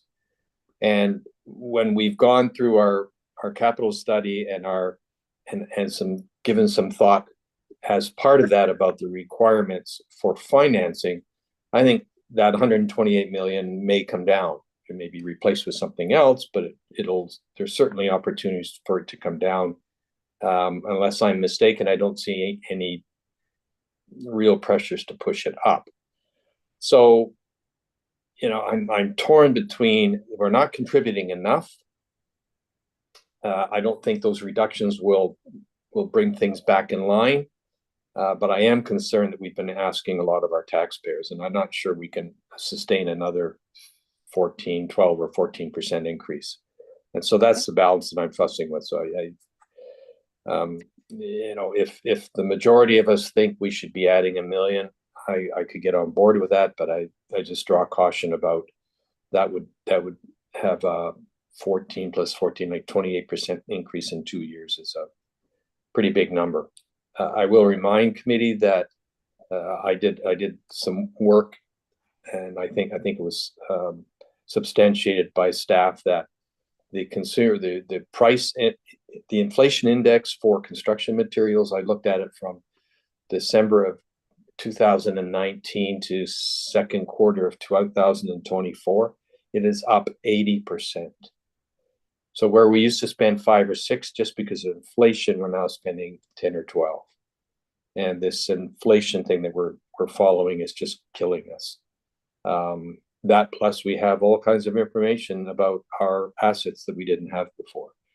So sorry, that's my little my thoughts on that. I am torn. I think we should. Yeah. There's an ability to absorb it that we may run up against. Just before I go to the others, if I could just ask Director Donaldson, our asset management plan is to be completed by July, is that correct? That's correct. And so included in that is the asset management financing strategy? That is correct. That's a requirement by July 1st. So in the life cycle of an asset, that will be included in the I will call it the long-term plan, and the different options will be a little bit more available to us when we're looking at that as a whole. Is that correct? With financing options? Yes, so the requirements under the regulation are that council would determine what the proposed levels of service would be for their assets for the next 10 years, and there would be a strategy on how that would be financed, both life cycle and potential replacement. So what are the sources of funding that we would need to to develop in order to fund the asset management plan that we would have based on the levels of service? So by July, we would have a strategy that could include other options, including things like debt, to consider as we understand our long-term asset management plan. Yes, absolutely. Okay, Yep. thank you. Councillor Burry and then Councillor Kent. Thank you, through you. No question here. I'm just going to try and play my broken record again and again and again. We're talking about this budget is 20% of our ratepayers' levy. So a 10% on a 20% is different from a 10% on 56%. I'll remind everyone that we keep about 20 cents of every dollar that is levied to our folks that see the big tax bills. 56 cents goes to the district and 24 cents goes to the province.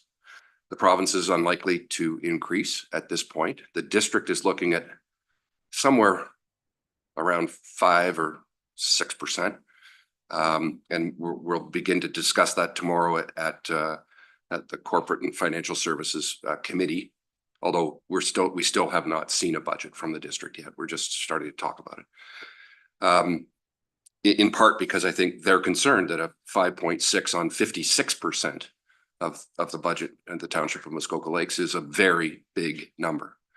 So we need to continue to compartmentalize, I believe, the three pockets, the three hands that are picking our pocket, are ourselves for our township, 20 cents, the district, 56 cents, and the province for health and education. Although it appears that we're paying for a lot of health in the district now because of the levy that's gone on for the hospital, and also for the cost overruns on Fairburn, which are big.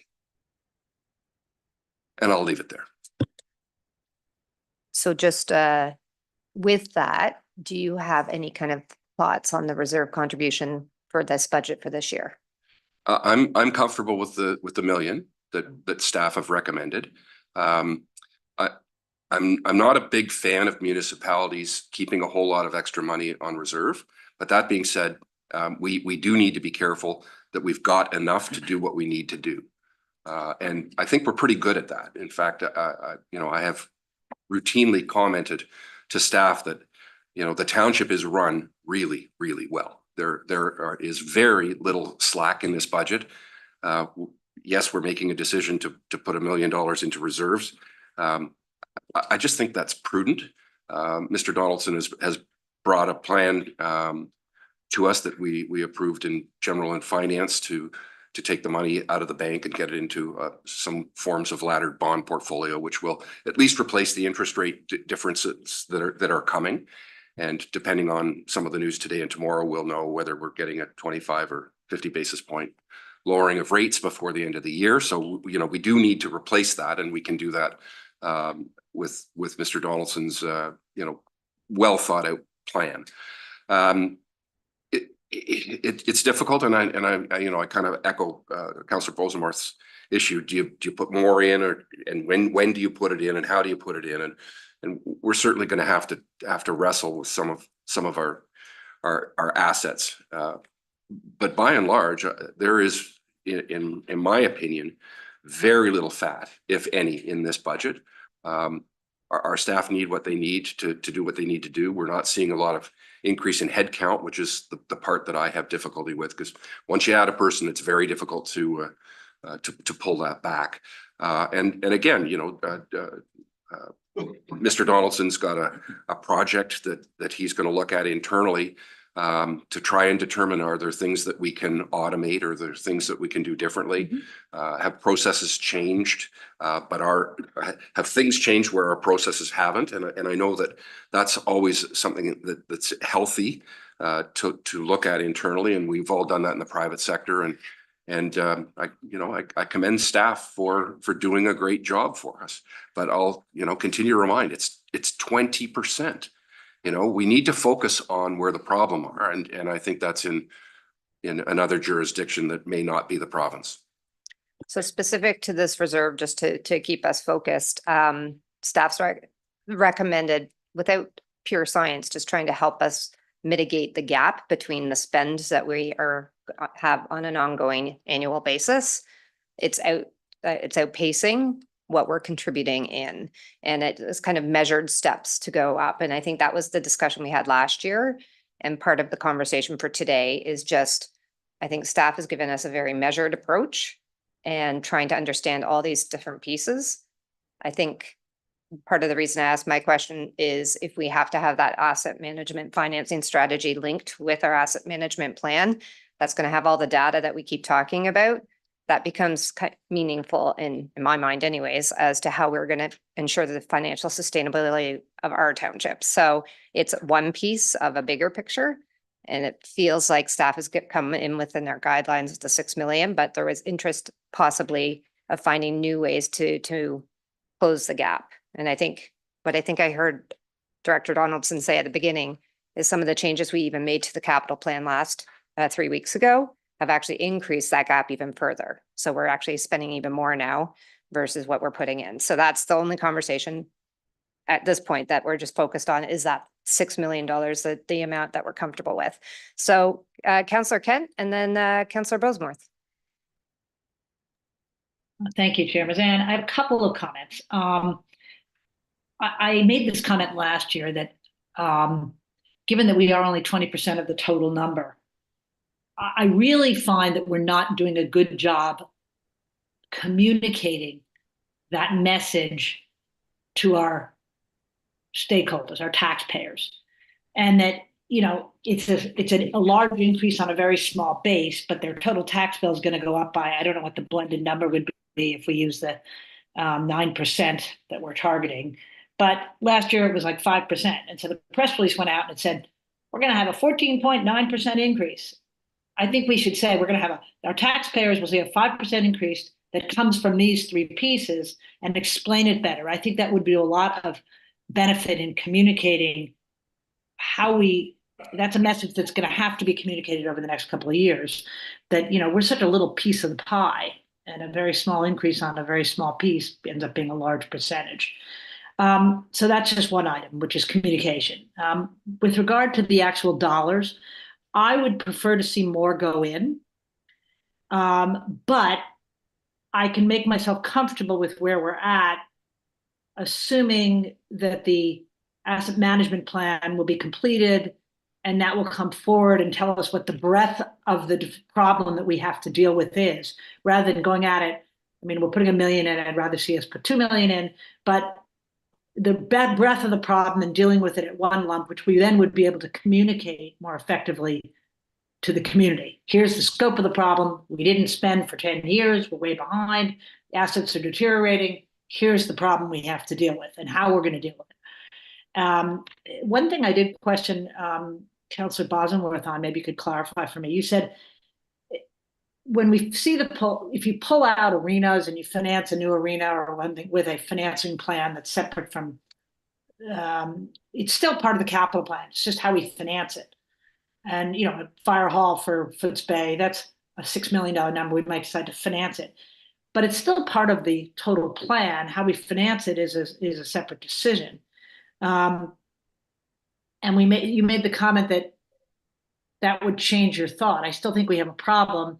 It just makes our financing problem even bigger, and there's a cost to obviously financing it and not financing it. So I just want to make sure I wasn't understanding you. I don't think how we finance it is a benefit if we can find a way to long-term finance it, but it's still a problem. The dollars are still 128 million over 10 years, which is a lot of money given our past numbers. So Rob, I don't know if you want to clarify that. And then just my overall comment, Chair Mazan, is that I think we're okay, but that's only because I see the asset management plan coming. If it gets delayed, then I think we have to take a more aggressive stance perhaps next year. Okay, thank you. Councillor Bosemorth, did you want to comment? I see your hand was up too. Yes, thank you. So 3 points. One is, I think I'll just refer to Mark on, it's my belief that if we finance, say, a fire hall, we would not have to have the cash on hand. Therefore, we wouldn't need it in the reserve for capital because we would be financing it. We'd still need it, but we wouldn't need the cash in the capital reserve. So that's my understanding, and Director Donaldson, you can confirm that. But I wanted to add 2 other points. And I neglected to add it the first time. There's another reason I'm reluctant to add another $1 million to the reserve, is that because we don't really know what is an appropriate level of reserve. And I think we should formalize that request to staff so that we have some hard and logical process to assess what is appropriate level. I'm kind of going on gut feel that we should be matching and getting up to that level, but I can't be sure. So another reason for my hesitancy, we may actually have the right level of reserves and can draw it down a bit, or sorry, we may have a little more reserves than we need if we had a logical explanation for determining what the reserves are. And the second point I would make is that with respect to Councillor Burry's comments, yes, we're in the 20, and then the Muskoka Ratepayers Association will say it's 22% of the total. But if you go back a few years, it was only 17. And I agree. I think we run our township very responsibly, and I don't think there's a lot of slack in our budgets, either capital or operating. However, we can't hide under the skirts of the district forever. If we keep going from 22 to 20, thing you know, will be 30%. And you know, the taxpayers will react. So we have to be responsible for our own numbers, recognizing that, of course, it's not a big impact on our total tax bill, but it is a growing percentage. So I'll stop there. Okay, thank you. Mayor Kelly and then Councillor Kent. Thank you, and through you, and this is going to sound a bit like a repeat of some of the stuff we've already heard. But let me just focus on a couple of things. First of all, I'm going to chime in and suggest that from an operating perspective, I think we do a terrific job. We've got great people here doing a wonderful job operating this particular township's budget. You know, it's a healthy exercise to go through. It's reassuring somewhat that there's no obvious clangers in there for us to ring a bell on and change. You know, thanks to our staff, thanks to the diligence and the focus, thanks, I believe, to their understanding of the sensitivity we have to expenditures. I think it's in a good place.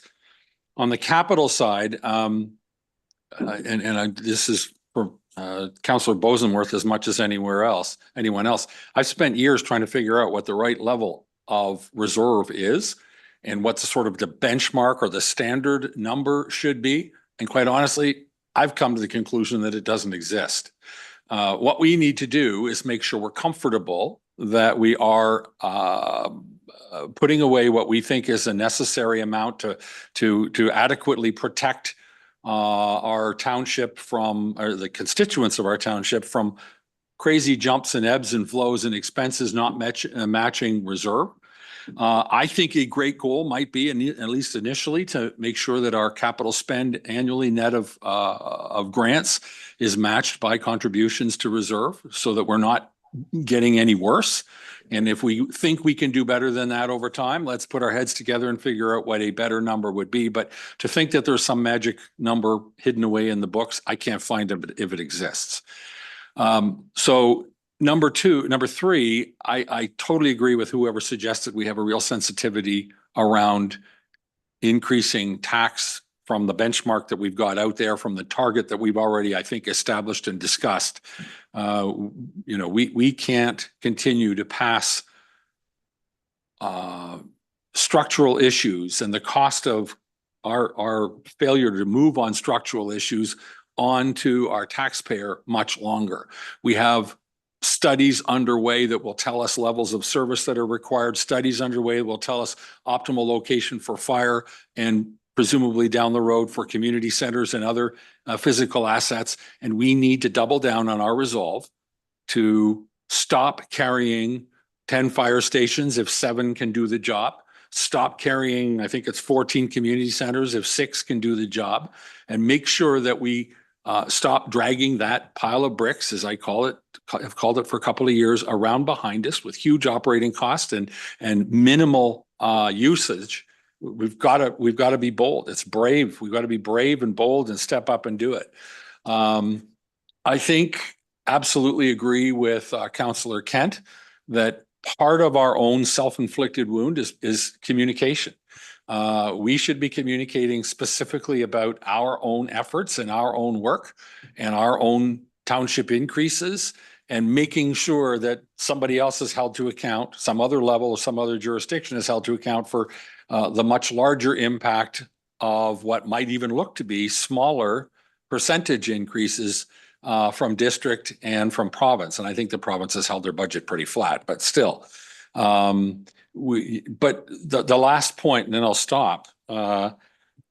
We need to address head on and stop being the sort of facilitator of a growing budget at district. I think we're doing everything we can. We are 4 votes out of 20. We make a lot more noise than 4 votes normally makes. There's huge, what's the word? Huge gravity around not changing anything among the other votes, because the other votes are being subsidized by our money, quite honestly. And so we can make all the noise and they'll look at us attentively, but unless we come up with a better plan and convince somebody how to do it, or that it needs to be done, we are going to be dragged along behind district, which is going to inflict much more damage to our taxpayer, I think, our constituent of the township of Muskoka Lakes, than we will do directly. We have to double down on our energy around waste, around scope creep, and around a lot of issues that seem to add to the bill, of which we pay 38 to 40%. And it's wearying, I can tell you that. You get sort of bored with your own voice when all you ever do is argue and push back, but we can't stop. We have to offer up different alternatives, and we have to make sure that, to the extent that there are focused groups of taxpayers looking at our performance, they're looking at the performance at the district level and raising the same issues and concerns there as well. It's the only way we're going to affect change at that level, as far as I'm concerned. Okay, thank you. And I forgot, I didn't realize Councillor Nishikawa had her hand up, so I'm going to go to Councillor Nishikawa first and then Councillor Kent. But right before, I just wanted to ask, because we're talking about reserves at this point, the general comfort with the recommendation that staff, is that what I heard you say? I'm actually comfortable as long as we know that we have to do better, and we will do better. We can't catch it all up in 1 year. So I'm comfortable at the 1 million, at 6 million overall, 1 million above last year. Okay, thank you. Councillor Nishikawa. Thank you. I'm not comfortable with the million, and I'll tell you why, because I'm working currently with 6 families, property owners who are, they can't afford to put a new well in, and therefore are really challenged, and as well as paying their taxes, and therefore, and it just keeps adding on and adding on. And I will just tell you that when you start understanding what the average wage is in our community, and I don't think many of us do, it's well below 75,000 in a household income, for instance. And it gets very, very, and that's somebody that's worked hard to be up at that level, I would just say. Many others are closer to around the 50 range again, and then some, right? So although I'm glad we're not talking about hamburgers at this point. But honestly, I wish we didn't talk in $100,000 either, because that's not a reality in our township. But again, because we're asking our taxpayers and the vulnerable group of people that we don't talk about around this table are going to be very challenged. So I'm comfortable with not having the $1 million in this year because I, in fact, have wiped out a few buildings, a few things in my moving forward that I think this township can do very well on and not socking away money just in case something should happen with those structures. So I'm not wanting to do. I did want to ask Mark, I was reading briefly on the federal, there's a municipal green fund. Green Municipal Fund. Okay, I said it, Green Municipal Fund, but I just wanted to understand better of how our municipality can apply to that. Okay. Dr. Thank you, through you, Chair. So I'm not directly familiar with that specific grant program, but I can tell you that we don't include any opportunities or assume any opportunities to be successful in the budget. If we do, that's a benefit to our reserves directly. But when we do identify them, we do make applications. We've made many successful applications over the last few years through rural economic development, through OMAFRA. We've just submitted an application that council passed a resolution at the last council meeting for the Community Recreation Fund that was announced last year at AMO. So we do look at opportunities where we can. One of the challenges for grant applications is they usually come out and they're looking for things that are shovel ready. So we're trying to get ourselves positioned so that we have shovel ready projects that we can then identify on the spot that we can make applications in a fairly quick turnaround, because we don't usually get a lot of lead time for some of those applications, but definitely things that we're keeping an eye on. Okay, thank you. Councillor Kent, Councillor Boseworth. Oh, I'm unmuted already, sorry. Just following up on Mayor Kelly's comments, which I agree with completely. The only thing I would add would be that you have to combine a reserve policy, which I think we need to establish, even if it's just a reserve policy to me is just a logical voicing of a philosophy of council and staff that would reflect a prudent financial management policy. And it can change based upon experience, it can evolve, but organizations generally have financial policies that guide things like that. That would a prudent reserve policy combined with the asset management plan and the level of service study would allow you to say, here's the long-term vision.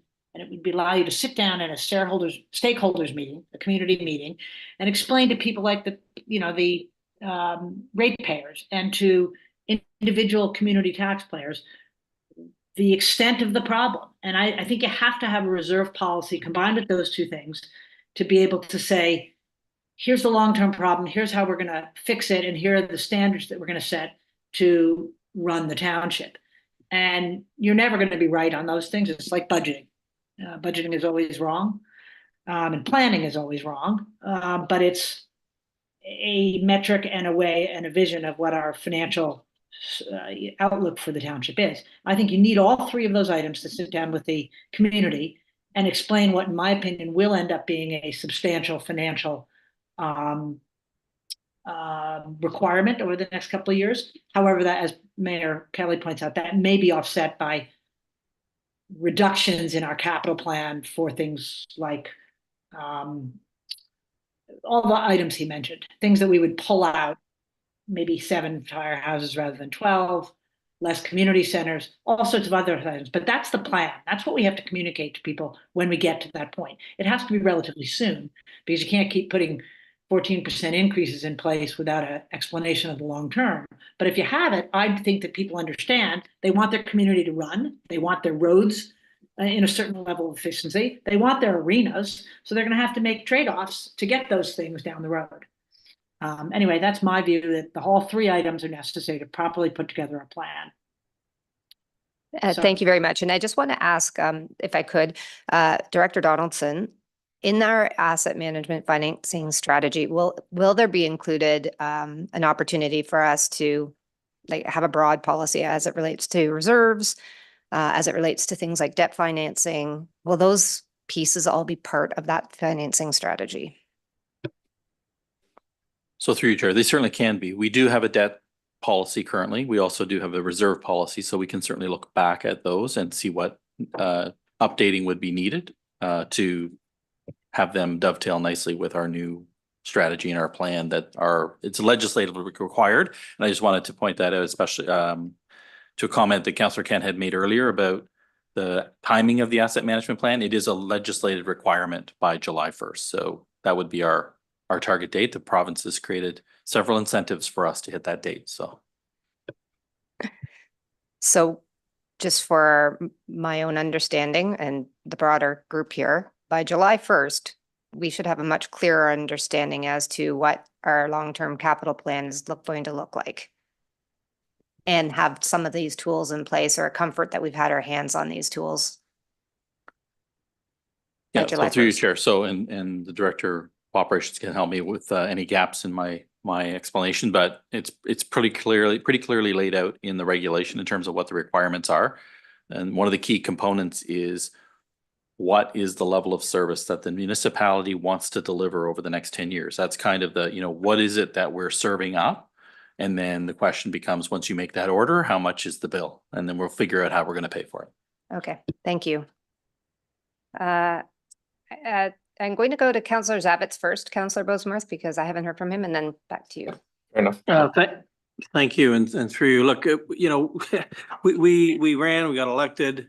We are the business arm of the Township of Muskoka Lakes. We represent all of the taxpayers. I would certainly be in support. I think, as we've heard from the mayor and Councillor Berry, I am in support of the budget where we stand, except for one item, and that'll come up later. But I can say that we always seem, in my 6 years, we always seem to be 6 months before we get some big piece of information that will help us in a better sense in terms of the budget. So here we go again, right? So once we understand the asset management plan, wow, a year from now, we'll have some really big things to discuss. We do here and now, and I don't want to minimize it. I do think that this is a very responsible position to take. One could argue short-term rental. What are we going to do? We've never had a short-term rental program, but we're having to, feather that nest and get ready for it. And hopefully hopefully we don't get surprises, but one doesn't know. And this is a business. We're charged with that responsibility, and I would certainly suggest that we move on with that. Thank you. Okay, thank you. Councillor Bosworth, final comment? Yes, thank you. It's really a couple of questions to Director Donaldson. So we've had numerous comments about a policy for establishing reserves. One of the accusations that we sometimes hear from constituents is that we're holding too much of the taxpayers' money when we don't really need it. And so my question to Director Donaldson is, can you see a way to establish a reserve policy that would guide us along the lines that both that Councillor Kent was talking about? That's my first question. So through you, Chair, if it's the direction of committee, and I think we've committed to doing this, I will certainly do my best to look at what other municipalities have done and across the country, because I'm sure this question you're asking is probably not unique. And I think there's probably some wisdom that we can draw from other areas, from other jurisdictions, to see if we can't come up with something that helps to kind of scope a policy that addresses some of the concerns that committee and council have expressed. Thank you. And then through you, the second question is my earlier comment, but that if we financed assets, the asset would come out of the capital asset plan or at the capital reserve. Is that correct? So through you, Chair, so debt financing would be outside the scope of any reporting on the reserves. So we would not include financing in the reserve discussion. It would, in fact, though, to Councillor Kent's understanding as well, it would be included in the capital budget because it is still an expenditure that needs to be made, an investment that we would be making. If I can just ask for clarification. So does that mean if we decided to finance a building, that it would not need a requirement in the capital reserve? Is that correct? Because we wouldn't need the cash to be able to, we wouldn't have to have the cash up front to pay for it. Through you, Chair, that's correct. If it was 100% debt finance, there wouldn't be any draw from reserve. If it was partially debt finance, of course, it would be proportionally. Thank you very much. Okay, thank you. So committee, at this point, I just wanted to get, Councillor Edwards. Thank you very much. I have a few in that comments. Through the chair to Director Donaldson, on page 118, which is table 1, you've got option 1, 2, 3, 4, and you've showed the percentage. Could you tell us what it would be penny wise? In other words, what's the dollar value rather than in that percentage? And then on option 4, it says 26% compared to 22%. So that's $26 on, that's 26 cents on a dollar compared to the 22 now we're putting in. So through you, Chair, so to answer the last question first, that's correct. So it would increase our piece of the pie, so to speak, if we went to option 4. That's right. From 26% or from 22% of the bill to 26% of the bill. So that would be, and that's based on the current Muskoka, District of Muskoka's guideline. So depending on what their actual budget comes in, that number would change, but that's based on that. If you're looking for the dollar per $100,000 of assessment, That's is right. that what you're asking? Okay, so let me just grab that here. So if we're looking at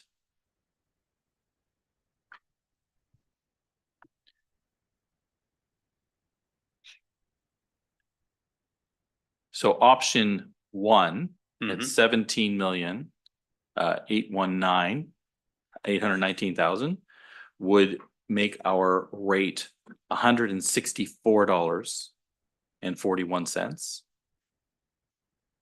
That's per 100,000. Per So you're going up 100,000. From the 148 that we already paying. Yes, Okay. that's correct. So it would go from $148.74 to $164.41. For option 2,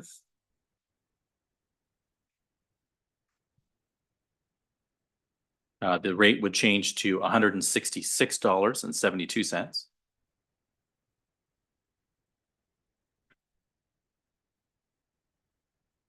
For option 3, it would change to $169.03.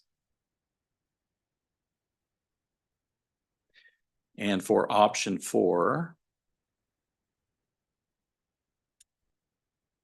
it would change to $171.33. Okay. Now, on the same page, we have just deferred funding for some surface treatments. We've taken 1,301,400 out of that, out of the budget. So if that was back in, what option would that be under? It would basically be option 4, would it not? Sorry, I just want to make sure I'm understanding the question. Are we talking about the potential roadworks that could be added in? I'm asking what it would be if that 1,301,400 was in there.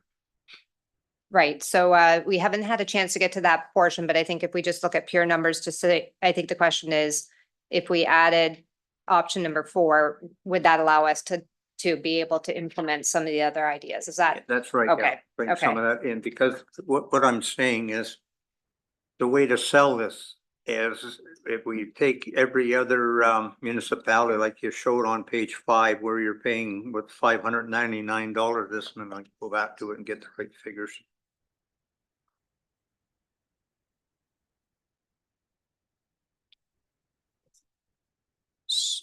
So if I may, Chair, so I think if I think I understand the question, so if we added all of those surface treatment projects, which is $1.3 million, which is even above option 4. Right, okay. That would be a 17.1% increase in the levy, or sorry, in the tax rate. That'd be a 19% levy increase.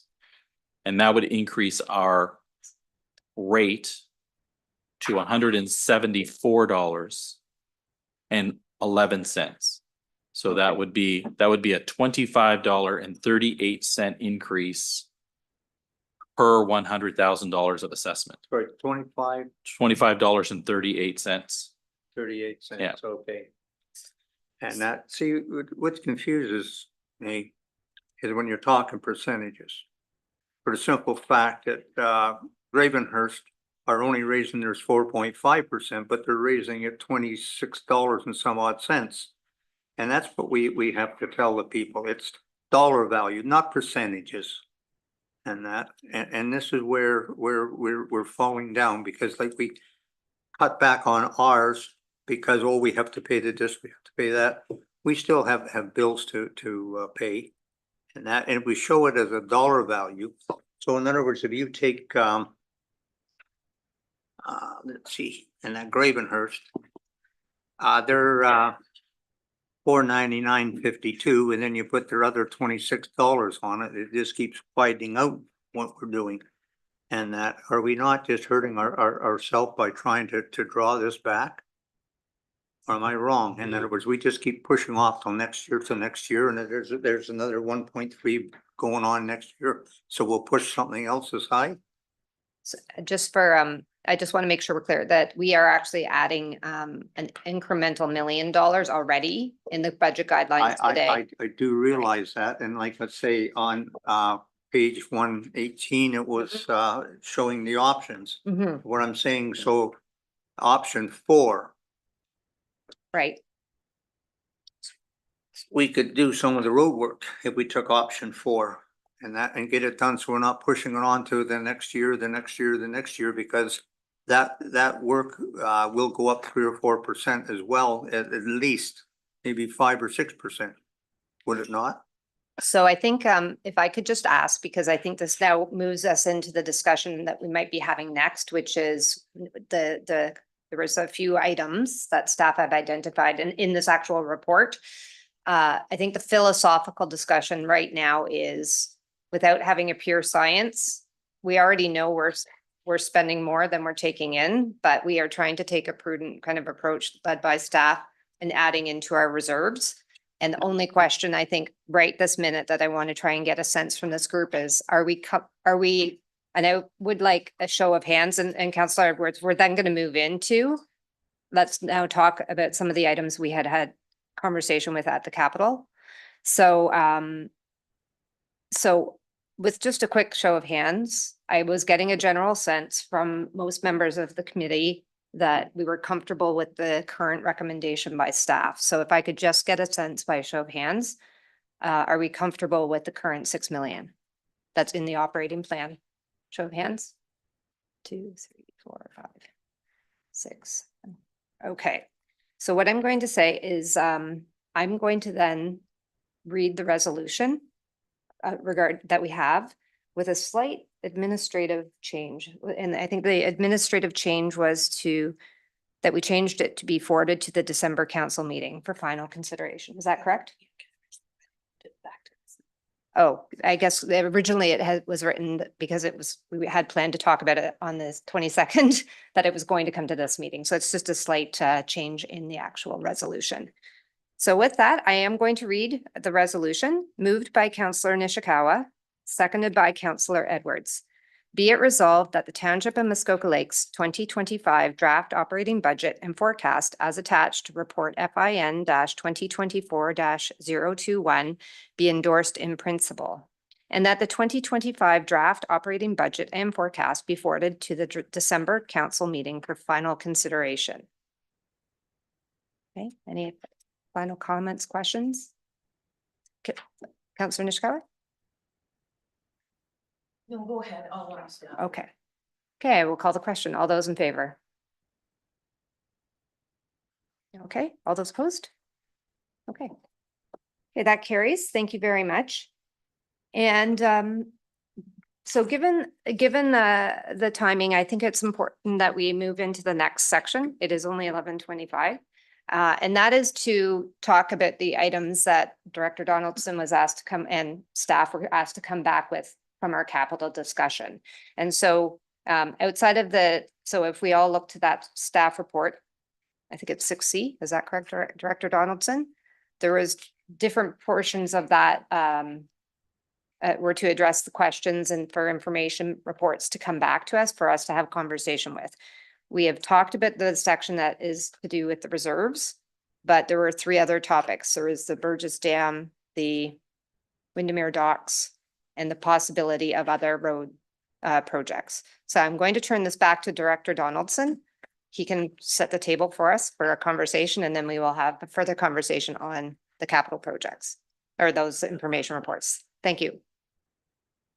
Thank you, Chair. And I don't have much more to add than what's in the report. The report contains the requested information that was in the resolution from the last special General Finance Committee meeting with respect to the past activities and decisions of committee and council with respect to the Burgess Dam.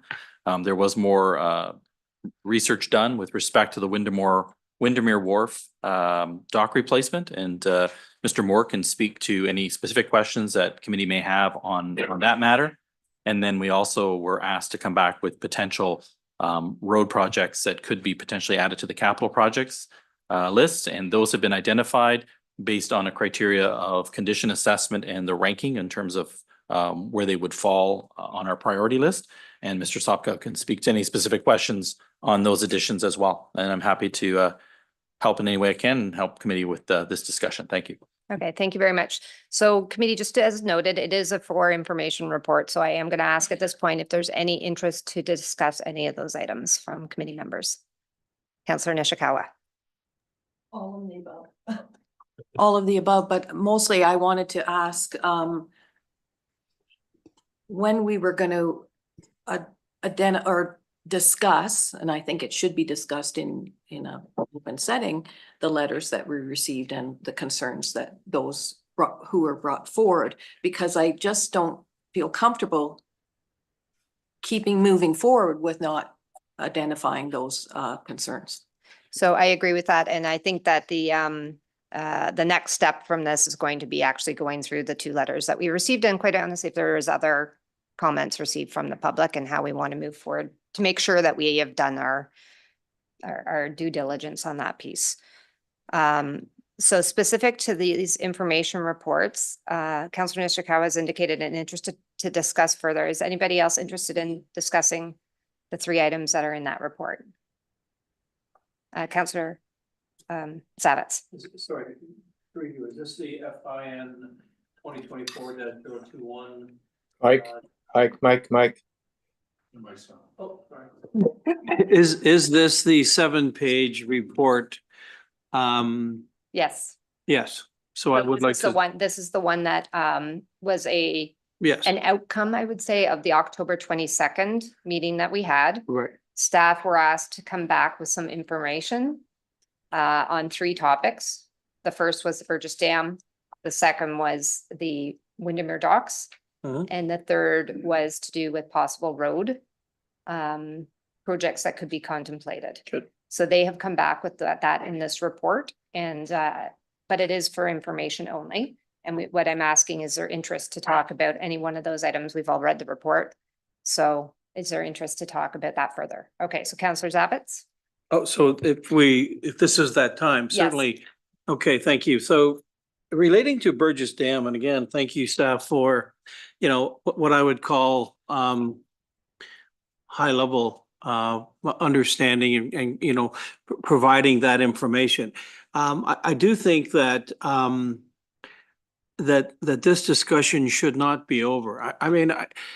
This is going to be in 2025, essentially our single largest expenditure, at minimum $2.5 million. You start working with the water and what's underneath there, who knows where that project could go. So while we're allocating $2.5 million for this, one of the things that I am very concerned about is this whole notion that there was a lease, and it's going to go back to 2021, that there is a lease, there was a lease at that time, and it even talks about us going into closed session.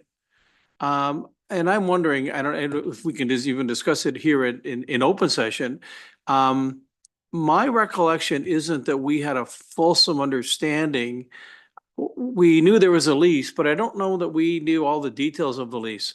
And if we did, we made a decision based on only some information. And it's tough because we put staff at a disadvantage. They weren't here.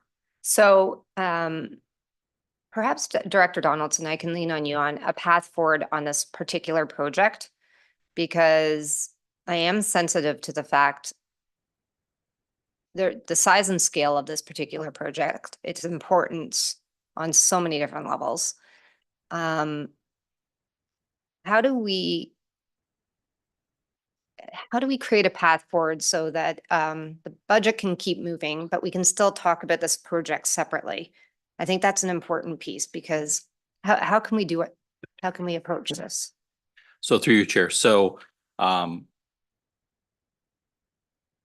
one suggestion I might make is we are with the passage of the budget, you're authorizing staff to move forward with the actions that have been approved.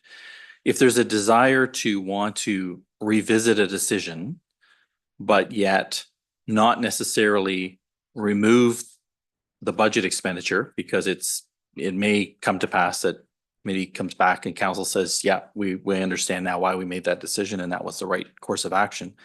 I might suggest to committee that you decide to leave the item in the budget, but direct staff that they are not to proceed with any procurement, which would mean don't release any tender documents, don't take any actions on work that's been completed to date until committee has had an opportunity to review the decision and provide direction on that. And if that time committee decides they want to proceed, the money's in the budget, the green light is given to staff and they can proceed. If not, there would be an opportunity to amend the budget, pivot, make other decisions as optioned by committee and council. Okay, thank you. Councillor Zavitz and then Councillor Nishikawa. Thank you, and through you, I suppose, thank you for that.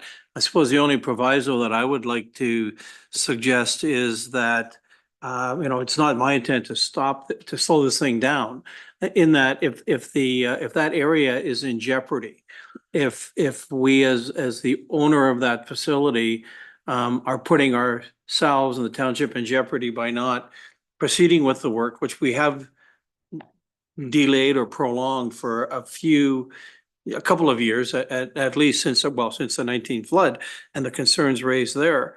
I would ask that to, Director Donaldson's point, that it be known that, is that safe as it is until we work to that end? I'd hate to think there's cracks everywhere and. Yeah, and it's an important topic. This is why I think the path forward and trying to find a way to ensure there's certain projects that, that we want to have a real comfort. And so this almost is, I guess this is still the right direction, right?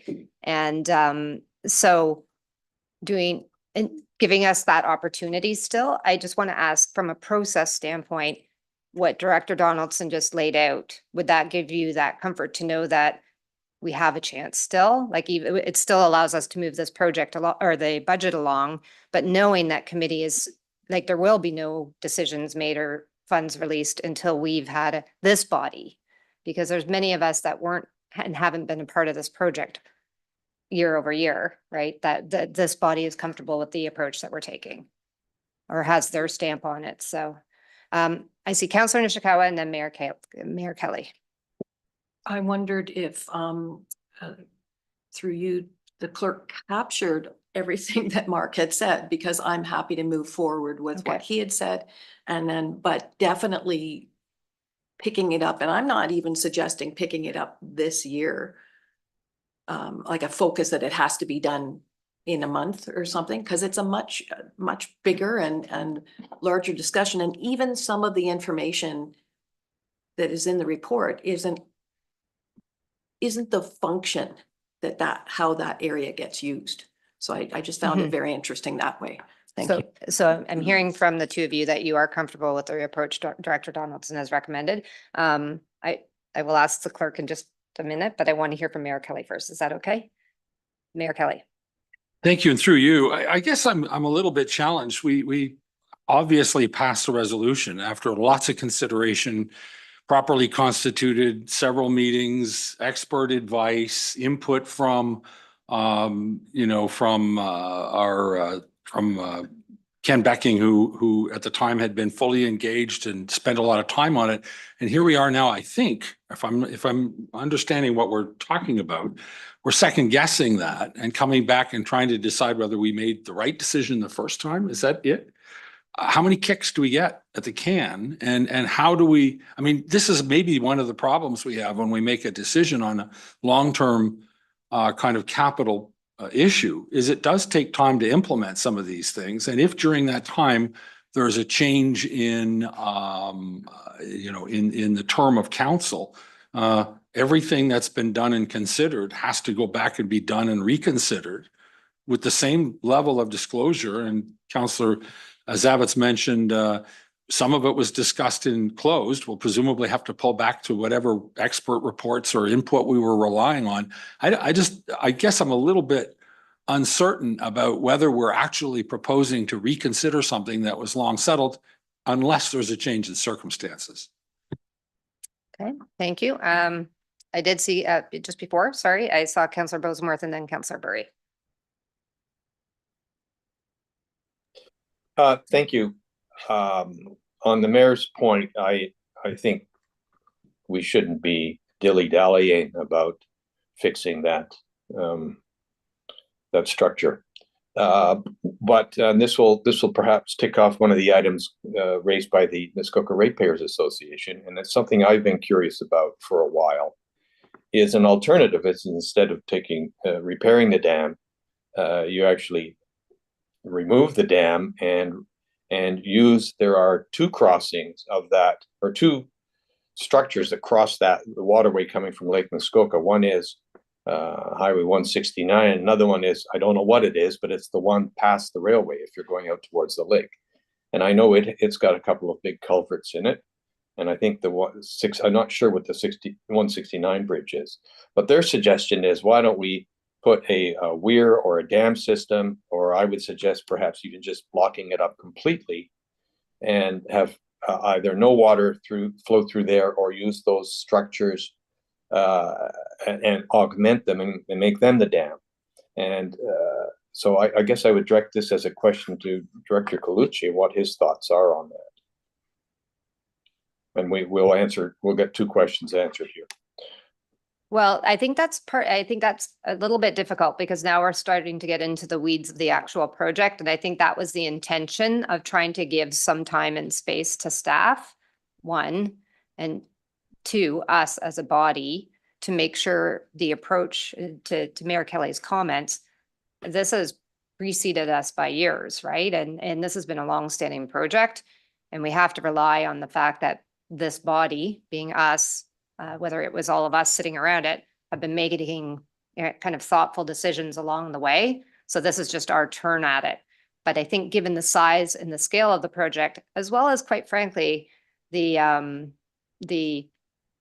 impact that this has potentially on a large part of our community, we want to make sure that we've gotten it right. And so I think staff is trying to create a path forward whereby we're not slowing down the project necessarily, but we might be able to give us as a body and staff members a chance to have that conversation.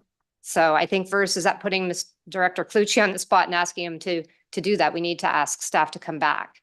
Fair enough. Separately. Yeah. Yeah. As long as I just believe that there is a potential alternative that may not be nearly as costly, and in the long run might be better. And just let's make sure that we get that addressed. Okay. Thank you. Councillor Burry. I'm gonna leave it.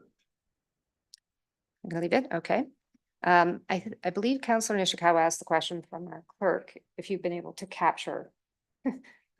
Magically, can you help us out of this one, please?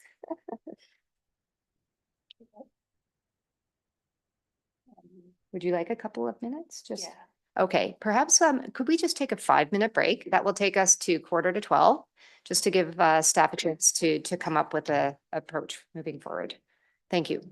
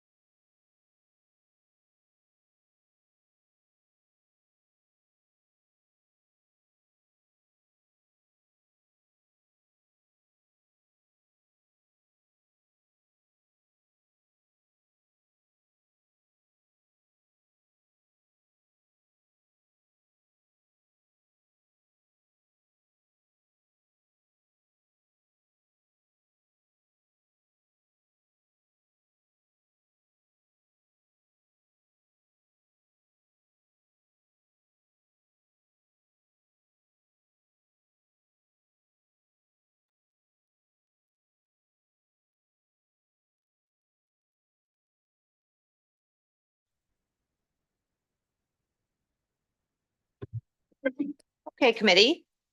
Staff have been working on this resolution. Having listened to us, and just before I read the resolution, there were some questions. We're trying to separate having project evaluation discussions during our budget discussion, because essentially we're just talking about money in a budget. But I think there was some questions that came up. I just want to make sure that all committee members at least have a foundation from, and then I will read the resolution that they've come up with. So Director Clucci, did you want to respond? I think Councillor Bosenworth had specifically asked, is there a risk, a delay? Like there might be some information even within this report that would be able to address some of the questions that came up. Okay, and through you, so the results of this project were from a Class B environmental assessment that was started in 2019. And that was after there was a spring freshet that overtopped this dam and caused some substantial property damage. So as a result of that, there was a dam safety review completed, and that was completed in 2019. And that did establish that there was some structural and safety concerns related to the dam.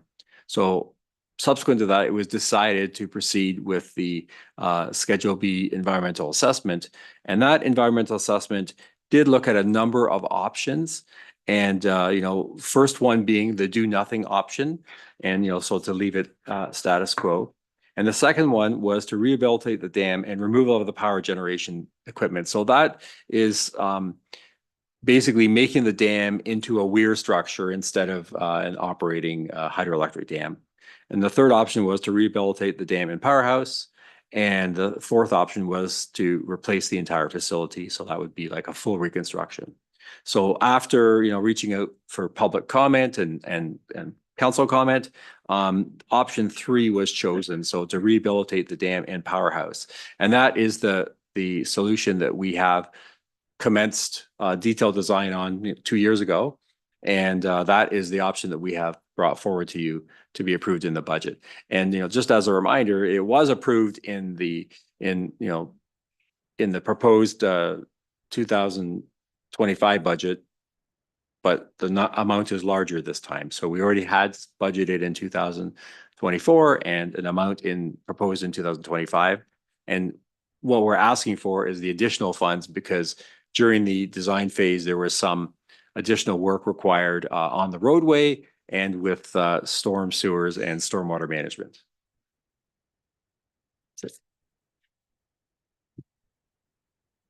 Okay, thank you. So I think there was another question. I think Councillor Zavitz had picked it up about is there an imminent risk? Like we don't want to be seen as being delaying a project, which is why we're trying to come up with this kind of parallel process right now. Right, and through you. So, the dam safety review did recommend that for the immediate work to commence immediately. So obviously it's a long process because we have to do an environmental assessment and then do the detailed design. So now we're sitting here 5 years later. We have not looked at the dam safety again since that initial 2019 review. But obviously, if there was something identified in 2019, every year that goes by, that the condition of that dam will degrade slightly. And if you've been by there, we have a powerhouse structure that has plastic on the roof and it's got plastic on the walls, and so it is degrading. So I think it's it's in need of that. And if we do have a similar spring freshet like we had in 2019, and that dam overtops, there could be additional property damage than what happened before because the dam structure is failing.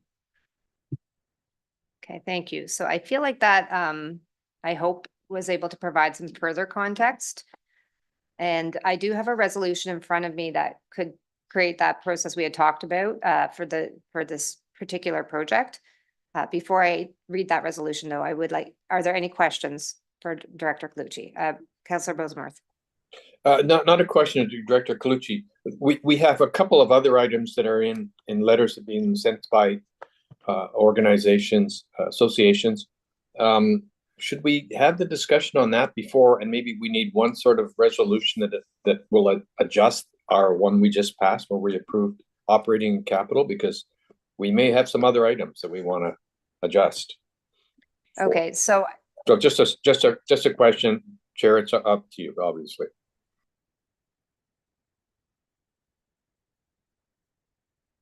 I'm going to ask our Director Peroshi to comment. Thank you. Thank you, through you. My recommendation would be to consider this resolution because it's not actually changing the budget. It's putting a condition on an item within the budget. And then if there are further changes to the actual budget, whether you're moving something in or out or deferring it for a year, I do have a potential amendment ready to go, so I can start making notes on that and doing them separately only for that reason. You're not actually taking it out, you're just putting a condition on it. Thank you. And from a process standpoint, Councillor Bosemarth, we are very mindful of those the letters. And there's also still 2 other items on this particular report. So what I thought I could do is actually just read the resolution on the actual dam with the condition that kind of was suggested. We can vote on that. Then I'm going to suggest that we take a break for lunch, and then we will come back after lunch to talk about the other 2 items in the report that were brought forward from last month's meeting on the capital budget, and also talk about the letters and if there's any other items that people want to talk about. We haven't really gotten to that piece, so we want to make sure, and we're getting to that. We're kind of building to that point. So I will read this resolution, and then that will open up, I'm sure, some other comments. Moved by Councillor Zavitz, seconded by Councillor Nishikawa. Be it resolved that staff be directed to report back to committee with further background information, as well as options and analysis on the Burgess Dam rehabilitation replacement. And that authorization for staff to recommend awarding tender 2025 project 25107 Burgess Dam rehab replacement as per procurement bylaw 2004-161 be withheld until such time as council has provided direction to proceed. Are there any comments, questions? Mayor Kelly. It sounds like we're just completely reopening the discussion. And if that's the case, is that what we're doing?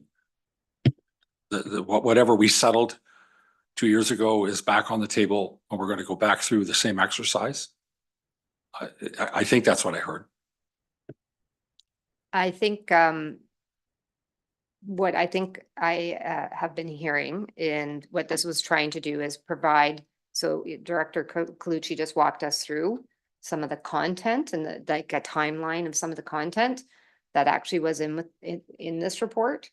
But given the size and scale and the longevity of this project, it was simply to create a path forward. So we would have one more opportunity as a committee to make sure we understand this project and how we're moving forward with it without it delaying the actual budget. So we'd still keep the money in it, but just that this body would still have the final say in approving the actual tender that goes out. So I'm not sure if it's completely revisiting. It's more just providing the background. So Councillor Nishikawa, Councillor Zavitz. Thank you. I want to revisit. We know things differently now, and we also, have a different water management plan because we know historically that some of the flooding is man-made, and so I just want to understand that better. But yes, I do want to revisit some of the expenditures, and in fact, if I use district as an example, some of the projects that we have taken on that have gone ridiculously over budget, I wish I could take back. So we still have this opportunity to look at this one again, and I want to look at it again. Thank you. Thank you, Councillor.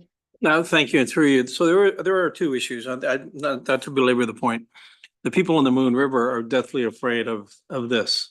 So, it won't be popular when they hear that we are reopening it for discussion, because they want the safeguard to know that all of Lake Muskoka isn't going to, come into their bedrooms on the 2nd floor in the Moon River. But my bigger point is again, and I said it earlier, this is, we are the business arm of the Township of Muskoka Lakes. That's why we're here, right? We're doing the business of the township. It seems to me that when we look at the scenario of the business arrangement we made with a private contractor, or that was made or inferred, clearly was made,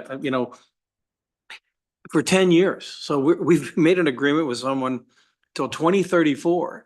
And I think when we look at that business arrangement, that is not in the best purposes of this township. We're going to spend $2.5 to $3 million and have essentially no return or minimal return on our $2.5 to $3 million. I just would love one more look at that. And to the Councillor Ishikawa's point, I think it's worthwhile. Thank you. Councillor Edwards. Yes, just through you to Director Donaldson. If I'm not mistaken, it was about 2.1 million. And that 1 million last year, 1.1, and then now it's about 2.5 million. It keeps going up every year. The longer we delay this, the more it's going to cost us. We did make that decision, and I think we should and not continue on with it. The experts have told us we as a council shouldn't be making those decisions unless we're engineers. Thank you. Okay, thank you. Councillor Kent. Just one aside, I recollected that when we had this conversation, the reason we chose the path we did was because even if we chose to sell this thing, we couldn't sell it until we rehabbed it. So I don't want to, forget about that, which was, this was a decision that was made because we had a solution that we wanted to get to. We couldn't get to the solution that we wanted to until we did the work. So, I don't know that we have a lot of other choices, like let's get rid of it today. Although I do think we need to discuss and understand the concept that the ratepayers have put forward, which I don't understand because I don't understand the geography very well. Okay, so do I see another hand up? No. Okay, so I think, Councillor Bozemuth. Yeah, thank you. I'll just reiterate that the only thing that I am interested in knowing is an assessment on the ratepayers' proposal. Other than that, I think there is a fair amount of urgency to get this thing done. So just for, I think, comfort, I think the approach being given, it keeps the financial commitment in the budget, but gives us one more opportunity to actually understand this project. And again, it's largely the scale of it and the importance of it that I think is kind of giving us all this conversation right now. So the money will still be in the budget. I guess Director Donaldson, I just want that confirmed. The money will remain in the capital program. I think from Director Colucci, I've heard that he's ready to go on the next step. That truly what this resolution is giving us is kind of that one last broader discussion as a group. There's the two pieces, the actual rehab, and then there's the whole lease arrangement that Councillor Zavitz has brought up for us to have one more, I guess, discussion on that. And before giving the green light, I guess, to staff to continue with the project. So Councillor Burry. Thank you. Through you, I'd just like to ask Director Colucci how long he thinks it would take to do a cursory evaluation of the ratepayers' suggestion. I mean, is it even possible from an engineering standpoint? And if it is, how much does it really save us? Because we actually know what we've got with the project that's already in place. Like does 30, I think we have a sense of urgency here. We have to do something, and coming back and revisiting is very frustrating. I mean, I think there are probably pecuniary interests involved not at this table, but elsewhere in the township. And what I'd really like to know is the suggestion economically viable? Is it engineering viable? And if it is, how much does it save the township? Because we know that every month we don't do what we've planned on doing is going to cost us more. Thank you. So I think the question, Director Colucci, is within the ratepayers letter, there was a comment or a suggestion on the the dam. Is that something you can talk to, please? And through you, Madam Chair. So yes, I did read the option in the ratepayers letter, and I have actually consulted with our consultant that's doing the current design. So, we could flesh something out, pretty quickly as to whether that's a viable solution. I'm not sure about costing of it, but, just generally, when you look at that solution, there's a couple of things that come to mind, which is one, you still have to remove this dam if you're going to decommission it. So there will be a cost related to that. And the cost in the EA for that was like, over almost $2 million in itself. And then there will be costs related to the other two locations installing dams or weirs there. So, when you look at it, generally, it's probably a more expensive solution than what we have now because we're just, refurbishing the dam that's there. But, we could look at it and bring something back pretty quickly back to council. Just for my clarification, I just want to make sure that we are all understanding that that option was considered during the EA process. Yes, so option 2 was not exactly what they're recommending, because basically they're recommending to remove this dam and install 2 new weir structures at 2 other culverts. But what was looked at was to remove the generating equipment and make the current dam into a weir structure. So they would lower the dam so that water would overtop all the time, and they would make it safe when there was a spring freshet so that water would be able to go over, in a more safe manner instead of bypassing, because that's what happened in 2019. The water bypassed and went on private property on both sides of the dam. So that's what was looked at. So this is, they're recommending to get rid of the dam and look at possibly installing 2 weirs and 2 other culverts. So, we could quickly look at that and see if it would work, and also, with whether the water pattern would work at all.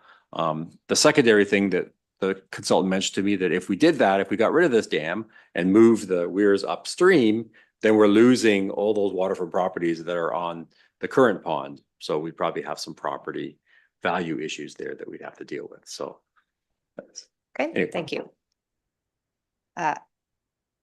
Councillor Zavitz. In the interest of full disclosure, I've only brought it up because it is in my ward, and I hear a lot of people talk about it. And so, any opportunity I can as a councillor to bring this topic back up, I will. If it's the will of this committee to vote against that motion, I'll certainly accept that scenario, but I'm not doing this frivolously. I don't think Councillor Nishikawa is either. We hear a lot about this.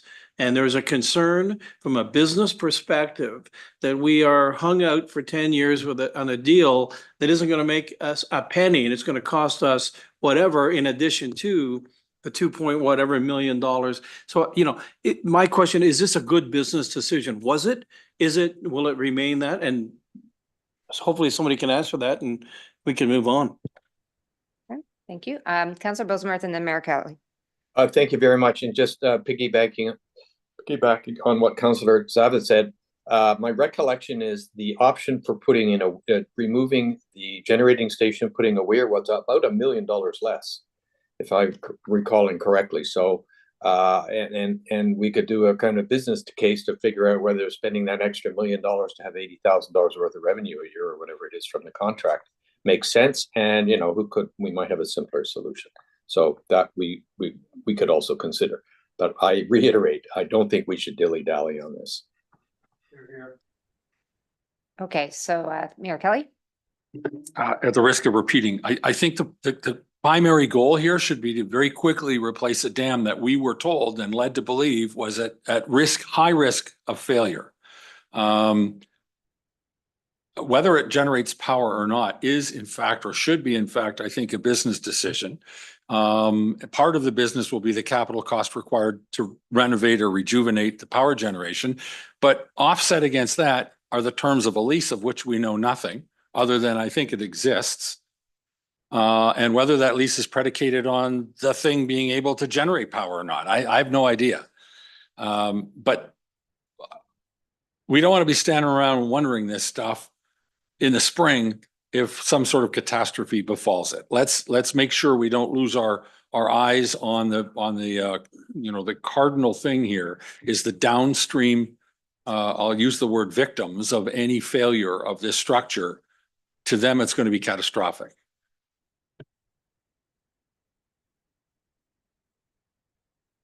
Sorry, committee, just give me one moment, please. Let's.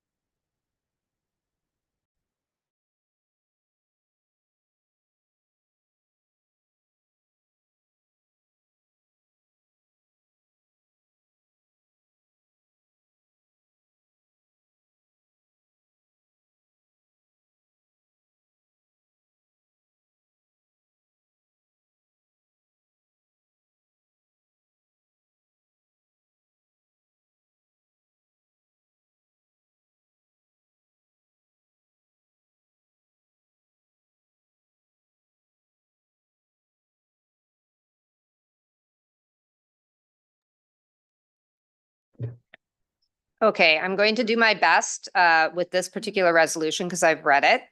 As I listen to the conversation, as we listen to the conversation, the last part of this discussion was actually more focused on the lease arrangement versus the actual reconstruction or rehabilitation of the dam, which is the budget consideration.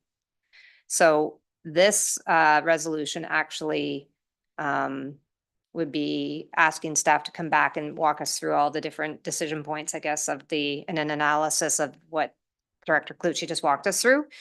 What we could do is, if this passes, that's what will happen. So we still have the money in the budget. We would just have one more chance to talk like we just did again.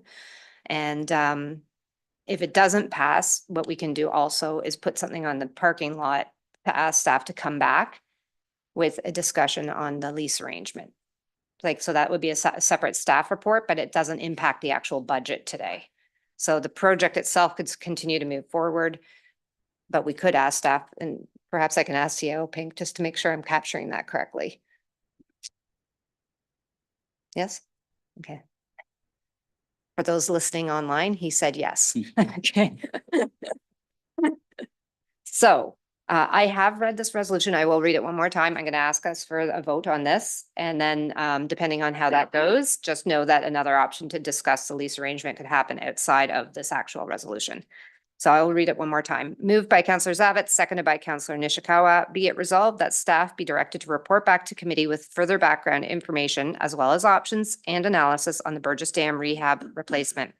And that authorization for staff to recommend awarding tender 2025 project 25107 Burgess Dam rehab replacement as per procurement bylaw 2004-161 be withheld until such time as council has provided direction to proceed. So I've just reread it. I'm going to call the question. All those in favor?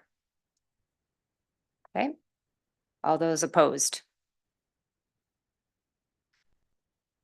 So one. I need everyone to slowly. Okay, so just so we're clear. Okay, so what we're gonna do is we're gonna do that vote one more time, just for clarity and just reminding, okay? So this is asking staff to come back next month, essentially with the discussion. Chair? I called the question, so no, we can't have any more questions. So at this point, I'm going to ask again, all those in favor? All those opposed? Hold your hands up if you're.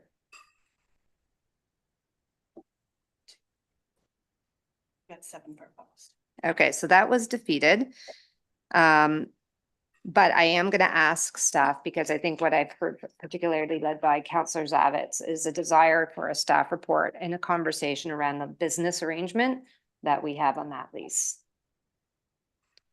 So I see staff capturing that. That's on our, yep. If I might, through you respectfully, I'm not sure what impact that is going to have once it, clearly it's the will of the committee to move that project along by whatever that vote certainly was. I do have a question. I do wonder what will happen when staff comes back with a report at that point in time, if it will be given the respect that is due, if you will. And I just, that's just an emotional response, but. Thank you.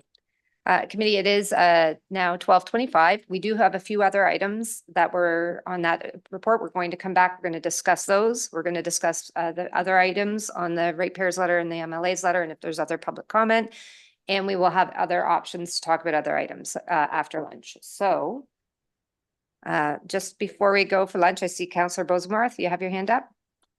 Yeah, I don't mean to be a stickler on this, but the direction to staff to to look at the lease, would that, if we determine that the lease was not a particularly good business case, would that allow us, what we just passed, allow us to consider building a weir instead of a full replacement of the generating station? Hey, staff, I need help on this. So through you, Chair, so the procurement bylaw would require staff to come back to council to get permission to award the tender. So based on that resolution having been defeated and having it, if it is ultimately approved in the final budget, capital budget, staff could proceed with the tender documents. But if at such future date, when that tender award came back for consideration, council could vote not to award if there was a decision to do something else rather than the current plan.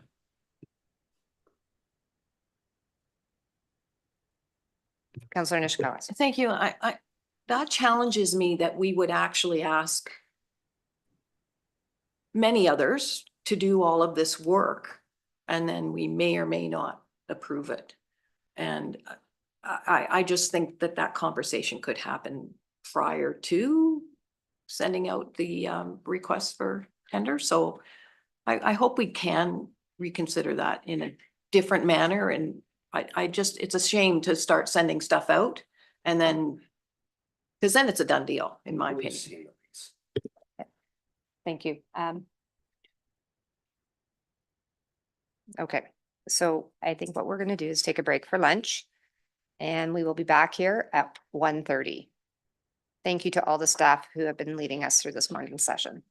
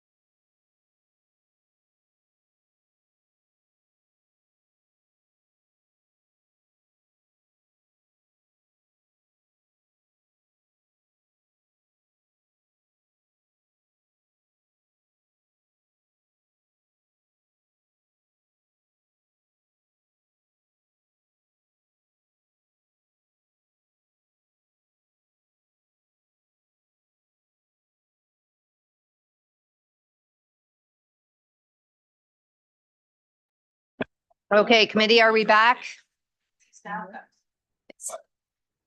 Just saying. I know. Waiting. Okay, committee. Okay, so welcome back. Okay, welcome back, committee. Thank you very much for everybody getting back so quickly. We got started a couple of minutes late here. There are still a couple of items on that one report that was brought forward, item 6C, that we wanted to or I wanted to offer up as is there interest in talking further about the Windermere docks? So I'll start with that. And then, of course, the last one was the additional road projects. So question, is there interest in us doing anything with that particular project? Councillor Bosemuth. Yes, thank you. I would just like to thank staff for doing the work they did on that, as I was the main proponent for having a look and having another look at it and chatting with the vendor. And I'm satisfactory with their report. So thank you. Okay. So I'm not seeing anything else on that. So I'm taking from that we will leave that in this year's capital plan. Moving on to the other item, which was the possibility of adding a few other roads projects. Sorry, I'm just trying to open up the report myself here. Was there interest in discussing those road projects? Councillor Nishikawa? Thank you. I don't at this time, mostly because I want to wait till the surface level discussion. Because I am concerned about that something happened from 2019 until now, that our roads are not being constructed the same way as we have been used to over in the past. And so I'm, again, but it is a surface level discussion. Okay. Seeing any other questions or comments on that portion of that report? Okay, so it seems like those projects, thank you very much to staff for bringing those forward to us, Director Colucci and your team. Those projects, I guess, will remain in the future capital plan, so that's great. So at this point, I guess we'll open up the floor to committee to see if there are any other items that they would like to bring forward at this point. We referenced earlier today the letters that we received from the public. Are there any items that we would like to discuss? Mayor Kelly. Thank you. And through you, speaking of the letters, and there were the two you're specifically referring to, I think they obviously deserve to be considered and reviewed. I just don't think we should be doing anything with them right here, right now. We got them 24 hours ago. I think we've all had a chance to read through them. We've discussed some of the points, but to the extent that there's anything that would require review and follow-up, I would suggest that we may want to refer back to those issues, back to staff for a report subsequently, the next meeting in December, perhaps, especially if they have, I mean, they obviously do have some direct impact on how we build the budget. There's some stuff there that, I don't clearly know enough about without the benefit of staff's input. And I just think some of those issues should be referred back or referred to staff and brought back later at a later date to the extent that they have a bearing on what we are about to approve in December. Okay. Councillor Zavitz? Thank you, and through you. So I'm sure it's in the documents. I wanted to the mayor's point, could we speak to what is the next meeting? What are those next steps to get us to 2025 finish line? Okay, thank you. Director Donaldson?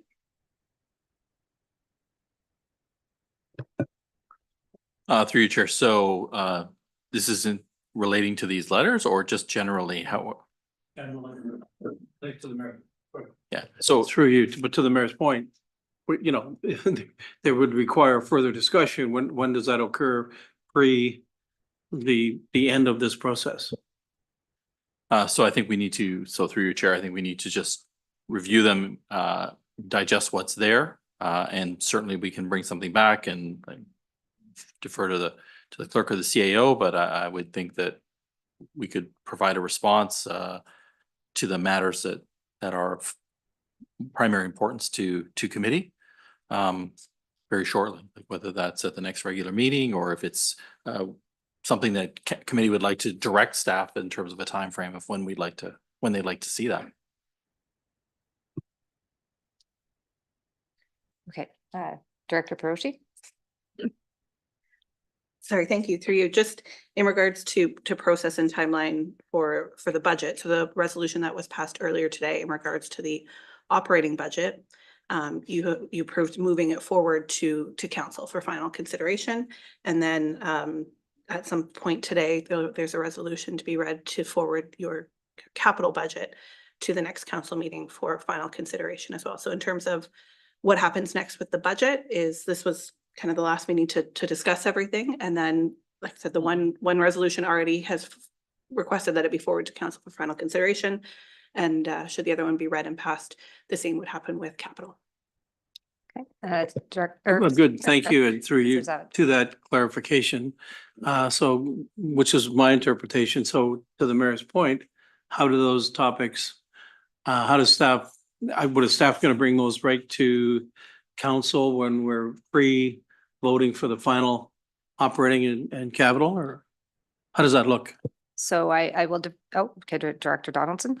Thank you, through you, Chair. So I just want to be clear on what your question is, because are you expecting that there would be changes to the budget based on the content of the letters, or are you just talking about just a general response to the points that have been raised? Okay, thank you. Thank you, through you. I suppose a sensitivity to the comments that we're going to read about from those parties, but I'm not suggesting anything really. Just how does that temper? Does that affect? Does that have any bearing on a final vote at council in mid-December? So I think what we need to separate is perhaps, are there any items that are that we would want to consider that have a direct impact on this budget, and separate those from perhaps subsequent projects or analysis that can be completed by staff as we continue to go through our budget process. So some of these items I think would fall into that latter category. If you want to do enhanced reporting, or if we wanted to do no different than really the fleet analysis, like if there's analysis or reporting or actions required that are outside of this exact budget, that could be a separate type of report, in which case, what is the appropriate? Is it better for staff to come back, or for committee members to ask for a specific report through the clerk? Could you outline for us these two options, please? Thank you. Through, I'm looking at the CAO. I'll attempt to answer, and if I'm incorrect, he can correct me. Typically, if there's something that you would like done that's outside of what staff are already doing, working on or putting effort into, the best course of action would be for you to, per the emails that go out once a month, for you to contact the clerk, ask for a resolution to have staff come back with a report on something. So, for example, if you wanted a new policy developed or looking at something like that, then you could put a resolution on the floor that staff be directed to come back with such policy. And then that way you're getting buy-in from all of committee, and staff can also speak to where that would fall in priorities. Should that happen, some other things that may not be able to come to fruition, that type of thing. So the best course of action for more policy or procedure type driven things would be for you to contact myself, ask for a resolution to be put on a subsequent meeting, and the discussion to happen at a committee or council meeting. Mayor Kelly? Excuse me, well, and this may fit in with what Director Peroshi just said, but I mean, there's no coincidence that those two letters arrived the day before this meeting. So clearly the authors felt that the contents were relevant to what we're discussing and how we're going to move forward with the budget. I personally haven't had enough time to go through them in any level of detail to confirm whether they should or shouldn't. Some of them we've covered off. I mean, the one reference in there and the discussion about the Burgess Dam, I think we kind of dealt with that and handled it in an appropriate way already today. But there are several others there. And I suppose if I understood Director Peroshi properly, we can each go through them, pull out the things we think are salient and communicate and seek input on individual items? Is that what you meant? I think if I could offer, I feel like there could be a few different approaches on this. If there's something specific to the budget, that's one item. But if we have a policy, then we can follow the process that Director Peroshi, but we may just need a preliminary summary, which is where I think you started, to even understand from Director of Finance, Director Donaldson, maybe some of these projects are actually underway, and just giving that opportunity, maybe attached to, and Director Donaldson, is that a fair ask? That perhaps attached to the budget, we could have a response, and it could be a high level response to some of the questions or comments from the public. And if some of those responses then might trigger a future ask, like what Director Peroshi just has outlined. Some may not, because it might actually be already under review, but we're just wanting that kind of clarity in the public realm. I don't have a strong opinion. I'm happy to provide whatever Okay. information is requested by committee. Okay, thank you. Councillor Kent. Thank you. I did go through the letter and I thought it was a very good letter. I think there were some very valuable things that they brought up, a bunch of which a bunch of us had asked for before. So I see it as there's two categories of things in this letter. A bunch are supplementary reporting, such as item 1. I think that's something that I've asked for in the past and I'd really like to see going forward, but not to be addressed today. But clearly that one, some of the reporting related to the number 8, for example, how do we deal with like new businesses and how we track that and how does it affect the things? These are all items that for ongoing, ongoing reporting matters, which I think we should address. There are a couple though that do relate immediately to the budget. And I don't know why we're not going to have a quick discussion on them. Like, for example, maybe I don't understand it. Somebody explained to me the discussion about the Bomora stock. The other one that I would put into that question was the question on insurance policy rates. And the third was the question on what I think is AMPS, number 9. Those 3 are items that are immediately relevant to the budget, and I just want to understand them. So I wouldn't want to put them off. You might as well have a 5-minute explanation from staff so that we understand those items. Okay, thank you. So I think there was 3 items in there: Director Donaldson, insurance rates, AMPS, and perhaps the Bomora stock. So did you want to have a quick comment on those? I'll let Mr. Moore speak to, whether or not the Bomora stock is a prudent investment. I will speak to the insurance rates. I can tell you that, yes, we did go to market. As mentioned at the council meeting last week, we haven't had an increase in our deductible for errors and omissions. So we do have, beyond the premiums, we are paying for the deductible. So 25,000 on injury, now 100,000 on E&O. So I think we just want to make sure we've got enough budget in the line. It's beyond just the premiums that's in that line. It does include some of the claims we're having to pay where we are responsible for a portion upfront on the deductible piece. I would not characterize, I would not agree with the characterization that it was a teaser rate. I think that we are getting a competitive rate. It's still half what we were paying or proposed to pay through our previous insurer before we went to market. And we certainly will go to market regularly to ensure we're still getting a competitive rate. But Mr. Donaldson, do you expect that it's going to double over the next 4 years? Or don't you have a hand on that? That's what they're claiming. Okay, Director Donaldson. So the rates in the budget, it's a forecast, and that's out to 2027. We have been in a hard market, so we have been fairly aggressive in terms of being, or conservative in terms of ensuring that, or in trying to ensure we have enough money in the budget to cover our premiums. We saw, in the last few years, so 2021, 2022 renewals, increases upwards of 15% annually. So I don't know that I wouldn't adjust that number downwards for 2027 as we get farther and farther into, closer to that budget year. So it's a projection, it's a forecast, and it's not a number that we're asking council to approve at this time, where it's just a forecast to kind of give an indication of where it could potentially go to. The other one was on number 9. And I was Right, just and- wondering, is that AMPS fees that are expected to increase? But if it's actually projected to go to 700,000, hadn't digested that. That's a big number. So I was just wondering what they were talking about here. Yeah, and through you, Chair, so that increase would be directly related to bylaw enforcement activities, and there would be a large proportion of that we have again assumed that short-term rental, that there will be some violations. Those AMP charges through the short-term rental bylaw are fairly significant. So we're assuming that there may be some infractions. Again, time will tell as the program unfolds where we're at. So again, an item that might be tracked along with the short-term rental business rather than part of straight AMPs. Do you know what I mean? Like in order to see the 100 going to 200 is just AMPs, but the 200 going to 700 is probably short-term rentals. Yeah, I mean, it's through you, Chair, the short-term rental impacts of that is probably the largest component of it.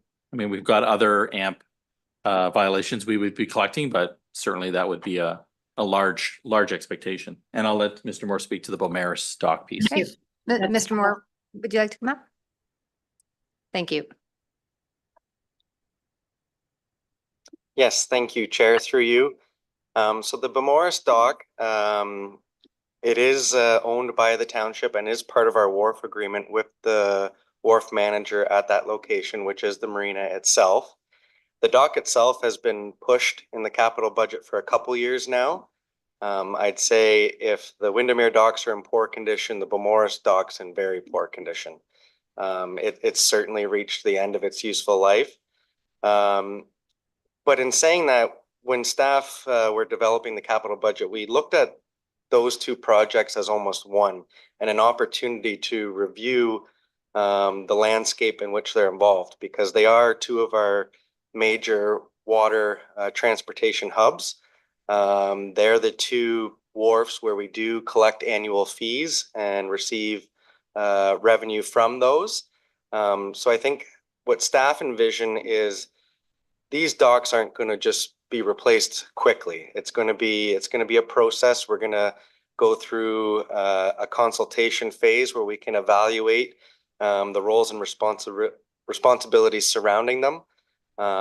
Opportunity to review those wharf agreements, make sure they're up to date and working satisfactory for both parties, and then in due time proceed with the actual installation of each of them, etc., which is going to take some time. There's going to be a process, design, tendering phase, ordering of materials, which is a big reason of why getting them in the budget this year is important, because we're likely not going to see a completed project until 2026. So as Director Donaldson mentioned before, by including them this year, it kicks kind of staff off to start those projects. But we certainly see there's an opportunity to evaluate both those locations in a more fulsome manner, and we intend to do that. Can I just have one follow-up? Yeah, of course. On that, when is this dock different than the Foots Bay Marina dock? Meaning, it's used by the public. Sorry, it's used by the marina. It's used by contractors, but it's owned by the township. This one, it seems to imply that it's not available to the general public. I don't know if that's true or not. So, Mr. Through you, Chair, it is the same as the Foots Bay Wharf. It is available to the public, yes. Okay, thank you. Okay, thank you. So committee, are there any other questions? Oh, Councillor Bosemarth. Yes, just a continuation on that topic. It says that we have another dock 200 feet away. I'm not familiar with these docks, but let's just cover off that point as well. Mr. Moore. Through you, Chair. It is a very interesting area, very confusing. I'm not sure how it became the way it is, but there is the major concrete pier that we own. And then beside to the right of the marina, there's an additional wood dock that we own as well. And that is the dock that we would be replacing. So if I can just add, I think what I'm hearing from Mr. Moore is that this is maybe an example where some aged infrastructure has hit its end of life, and it's triggering perhaps an analysis that we will be involved with. And tell me if I'm off track here. No. To understand that asset, and is there a way to manage that either the same or differently? That will take some time to get through. But by having it in the capital plan this year, that's the starting point. So this is an interesting opportunity is how I'm hearing it. Kind of blended or balanced with the discussion at Windermere. Correct. Okay. Yes. Mayor Kelly, and then back to you, Councillor Kent. Thank you, and through you, and I just want to pick up on what you just said. Chair, the analysis, would that include an analysis of the discretion and the policies under which a local wharf manager operates? You're looking at me, and my hope is that the answer Is is that yes, what you're but talking about? Because if it is, I'm all for that. I think this is, yeah, I'm getting the nod from about how I think this is being, this is where the aged infrastructure is going to be the kickstart to perhaps an interesting discussion on two primary hubs, quite frankly, and transportation and public access, and what does that look like and feel like is how I'm interpreting it. Yes, through you, Chair. Okay. Absolutely, yes. It does sound interesting. Councillor Kent, and then Councillor Bosemworth. I think you answered it, but what you're saying is it's going to include an analysis of, do we still need this? Do we not still need this? Who should own it? And how much usage is actually provided and benefits to whom? I think that's what you were saying very subtly. I think you've captured it, and I'm seeing Mr. Moore, who will be leading this charge, kind of nodding his head. So. Yep, thank you. Okay, Councillor Bosemworth, I saw you had your hand up. You put it down as. Did that answer your question? It was the same question. Okay, thank you, Councillor Nishikawa. Sorry, I guess mostly I wanted to ask the area councillors. In past years, we used to have a conversation with the area councillors, what they heard from their constituents. And I wondered if the area councillors had specifically something to add to this. I think that But they live there. I haven't heard, if you're asking me specifically, I personally haven't heard anything yet, but I think that this is the start of that conversation. I think that more than having my input, it's going to be way more important to have the people who are directly involved and impacted by whatever the outcome of that decision is. And so I think that where I got satisfied is knowing that that process will exist. And I think through Mr. Moore's constant nodding of his head that he's agreeing with that. Yes. Okay. Councillor Roberts. Welcome. And welcome. Thank you. I agree with everything you just said, Councillor Mazan, Chair. I haven't heard anything, but the process, I'm sure we will, through that process, hear the opinion of the community. Mm-hmm. Okay. So is there any other questions or comments on the budget? Okay, Councillor Kent. Sorry for overstaying my welcome. I'm just turning to the MLA letter, and I just had this is really just a comment. They talk about us being very careful with our operating expense increases and headcount increases. And I think that that's a very important point, but as I've understood most of our headcount increases over the past two budgets, they're generally tied to specific areas of opportunity or growth or change that we've added. AMPS, for example, was a business as I saw it, and short-term rentals. And I would just, I guess I would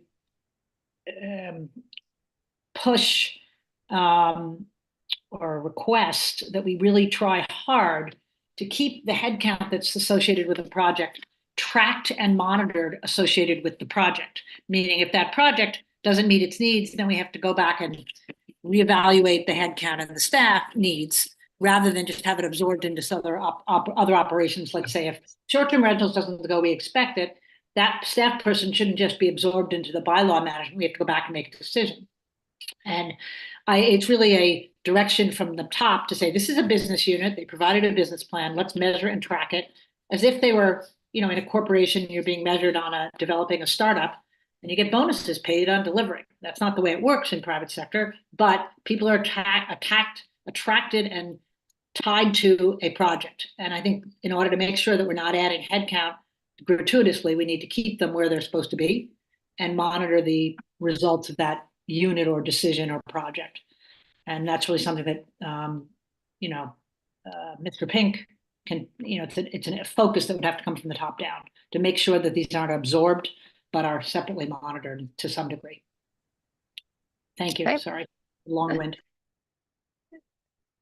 CAO Pink, did you want to add anything or? Not really much to add other than I can confirm that would be our general approach. I think historically you probably would find that most of the increases are due to absorbed workloads, as you can see in planning and building, for example, as opposed to a specific project per se. But we will certainly monitor, and I think typically, again, the approach will be a conservative one. If you look at some of our short-term rental numbers, and again, as Director Donaldson has stated numerous times, we have a lot to learn through that project.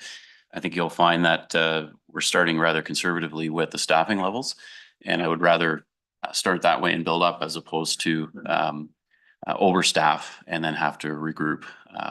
So again, but we will monitor and certainly take those comments into account. Thank you. All right, committee, are there any final thoughts, comments, questions? Okay, I'm seeing none. I will read this resolution. Moved by Councillor Kent, seconded by Mayor Kelly. Whereas committee passed resolution GFC 3-22 1024 at the October 22nd, 2024 Special General Finance Committee meeting, endorsing the 2025 draft capital budget and forecast in principle with further amendments. Now therefore be it resolved that the 2025 draft capital budget and forecast and amendments be forwarded to the December council meeting for final consideration. Are there any final thoughts or comments? Okay, seeing none, I'll call the question. All those in favor? Okay, that carries. Thank you. Is there anything else I need to do?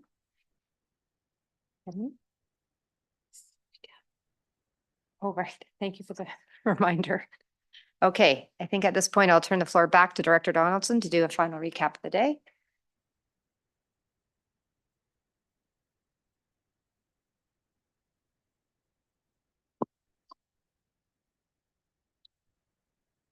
So thank you, Chair and Committee. I wanted to thank members for their thoughtful input and discussion on the 2025 operating and capital budget. So to recap, the recommended operating net required levy increase for 2025 is 10.8%, or $1,713,100. Of this amount, $1 million is attributed to capital reserve funds to fund capital investment to a total of $6 million.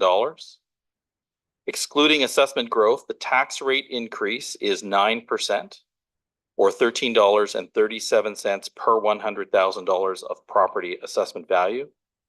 And for informational and guidance purposes, the tax levy is estimated to increase to $18,553,300 in 2026, or 5.6%, and $19,486,700 in 2027, or 5%.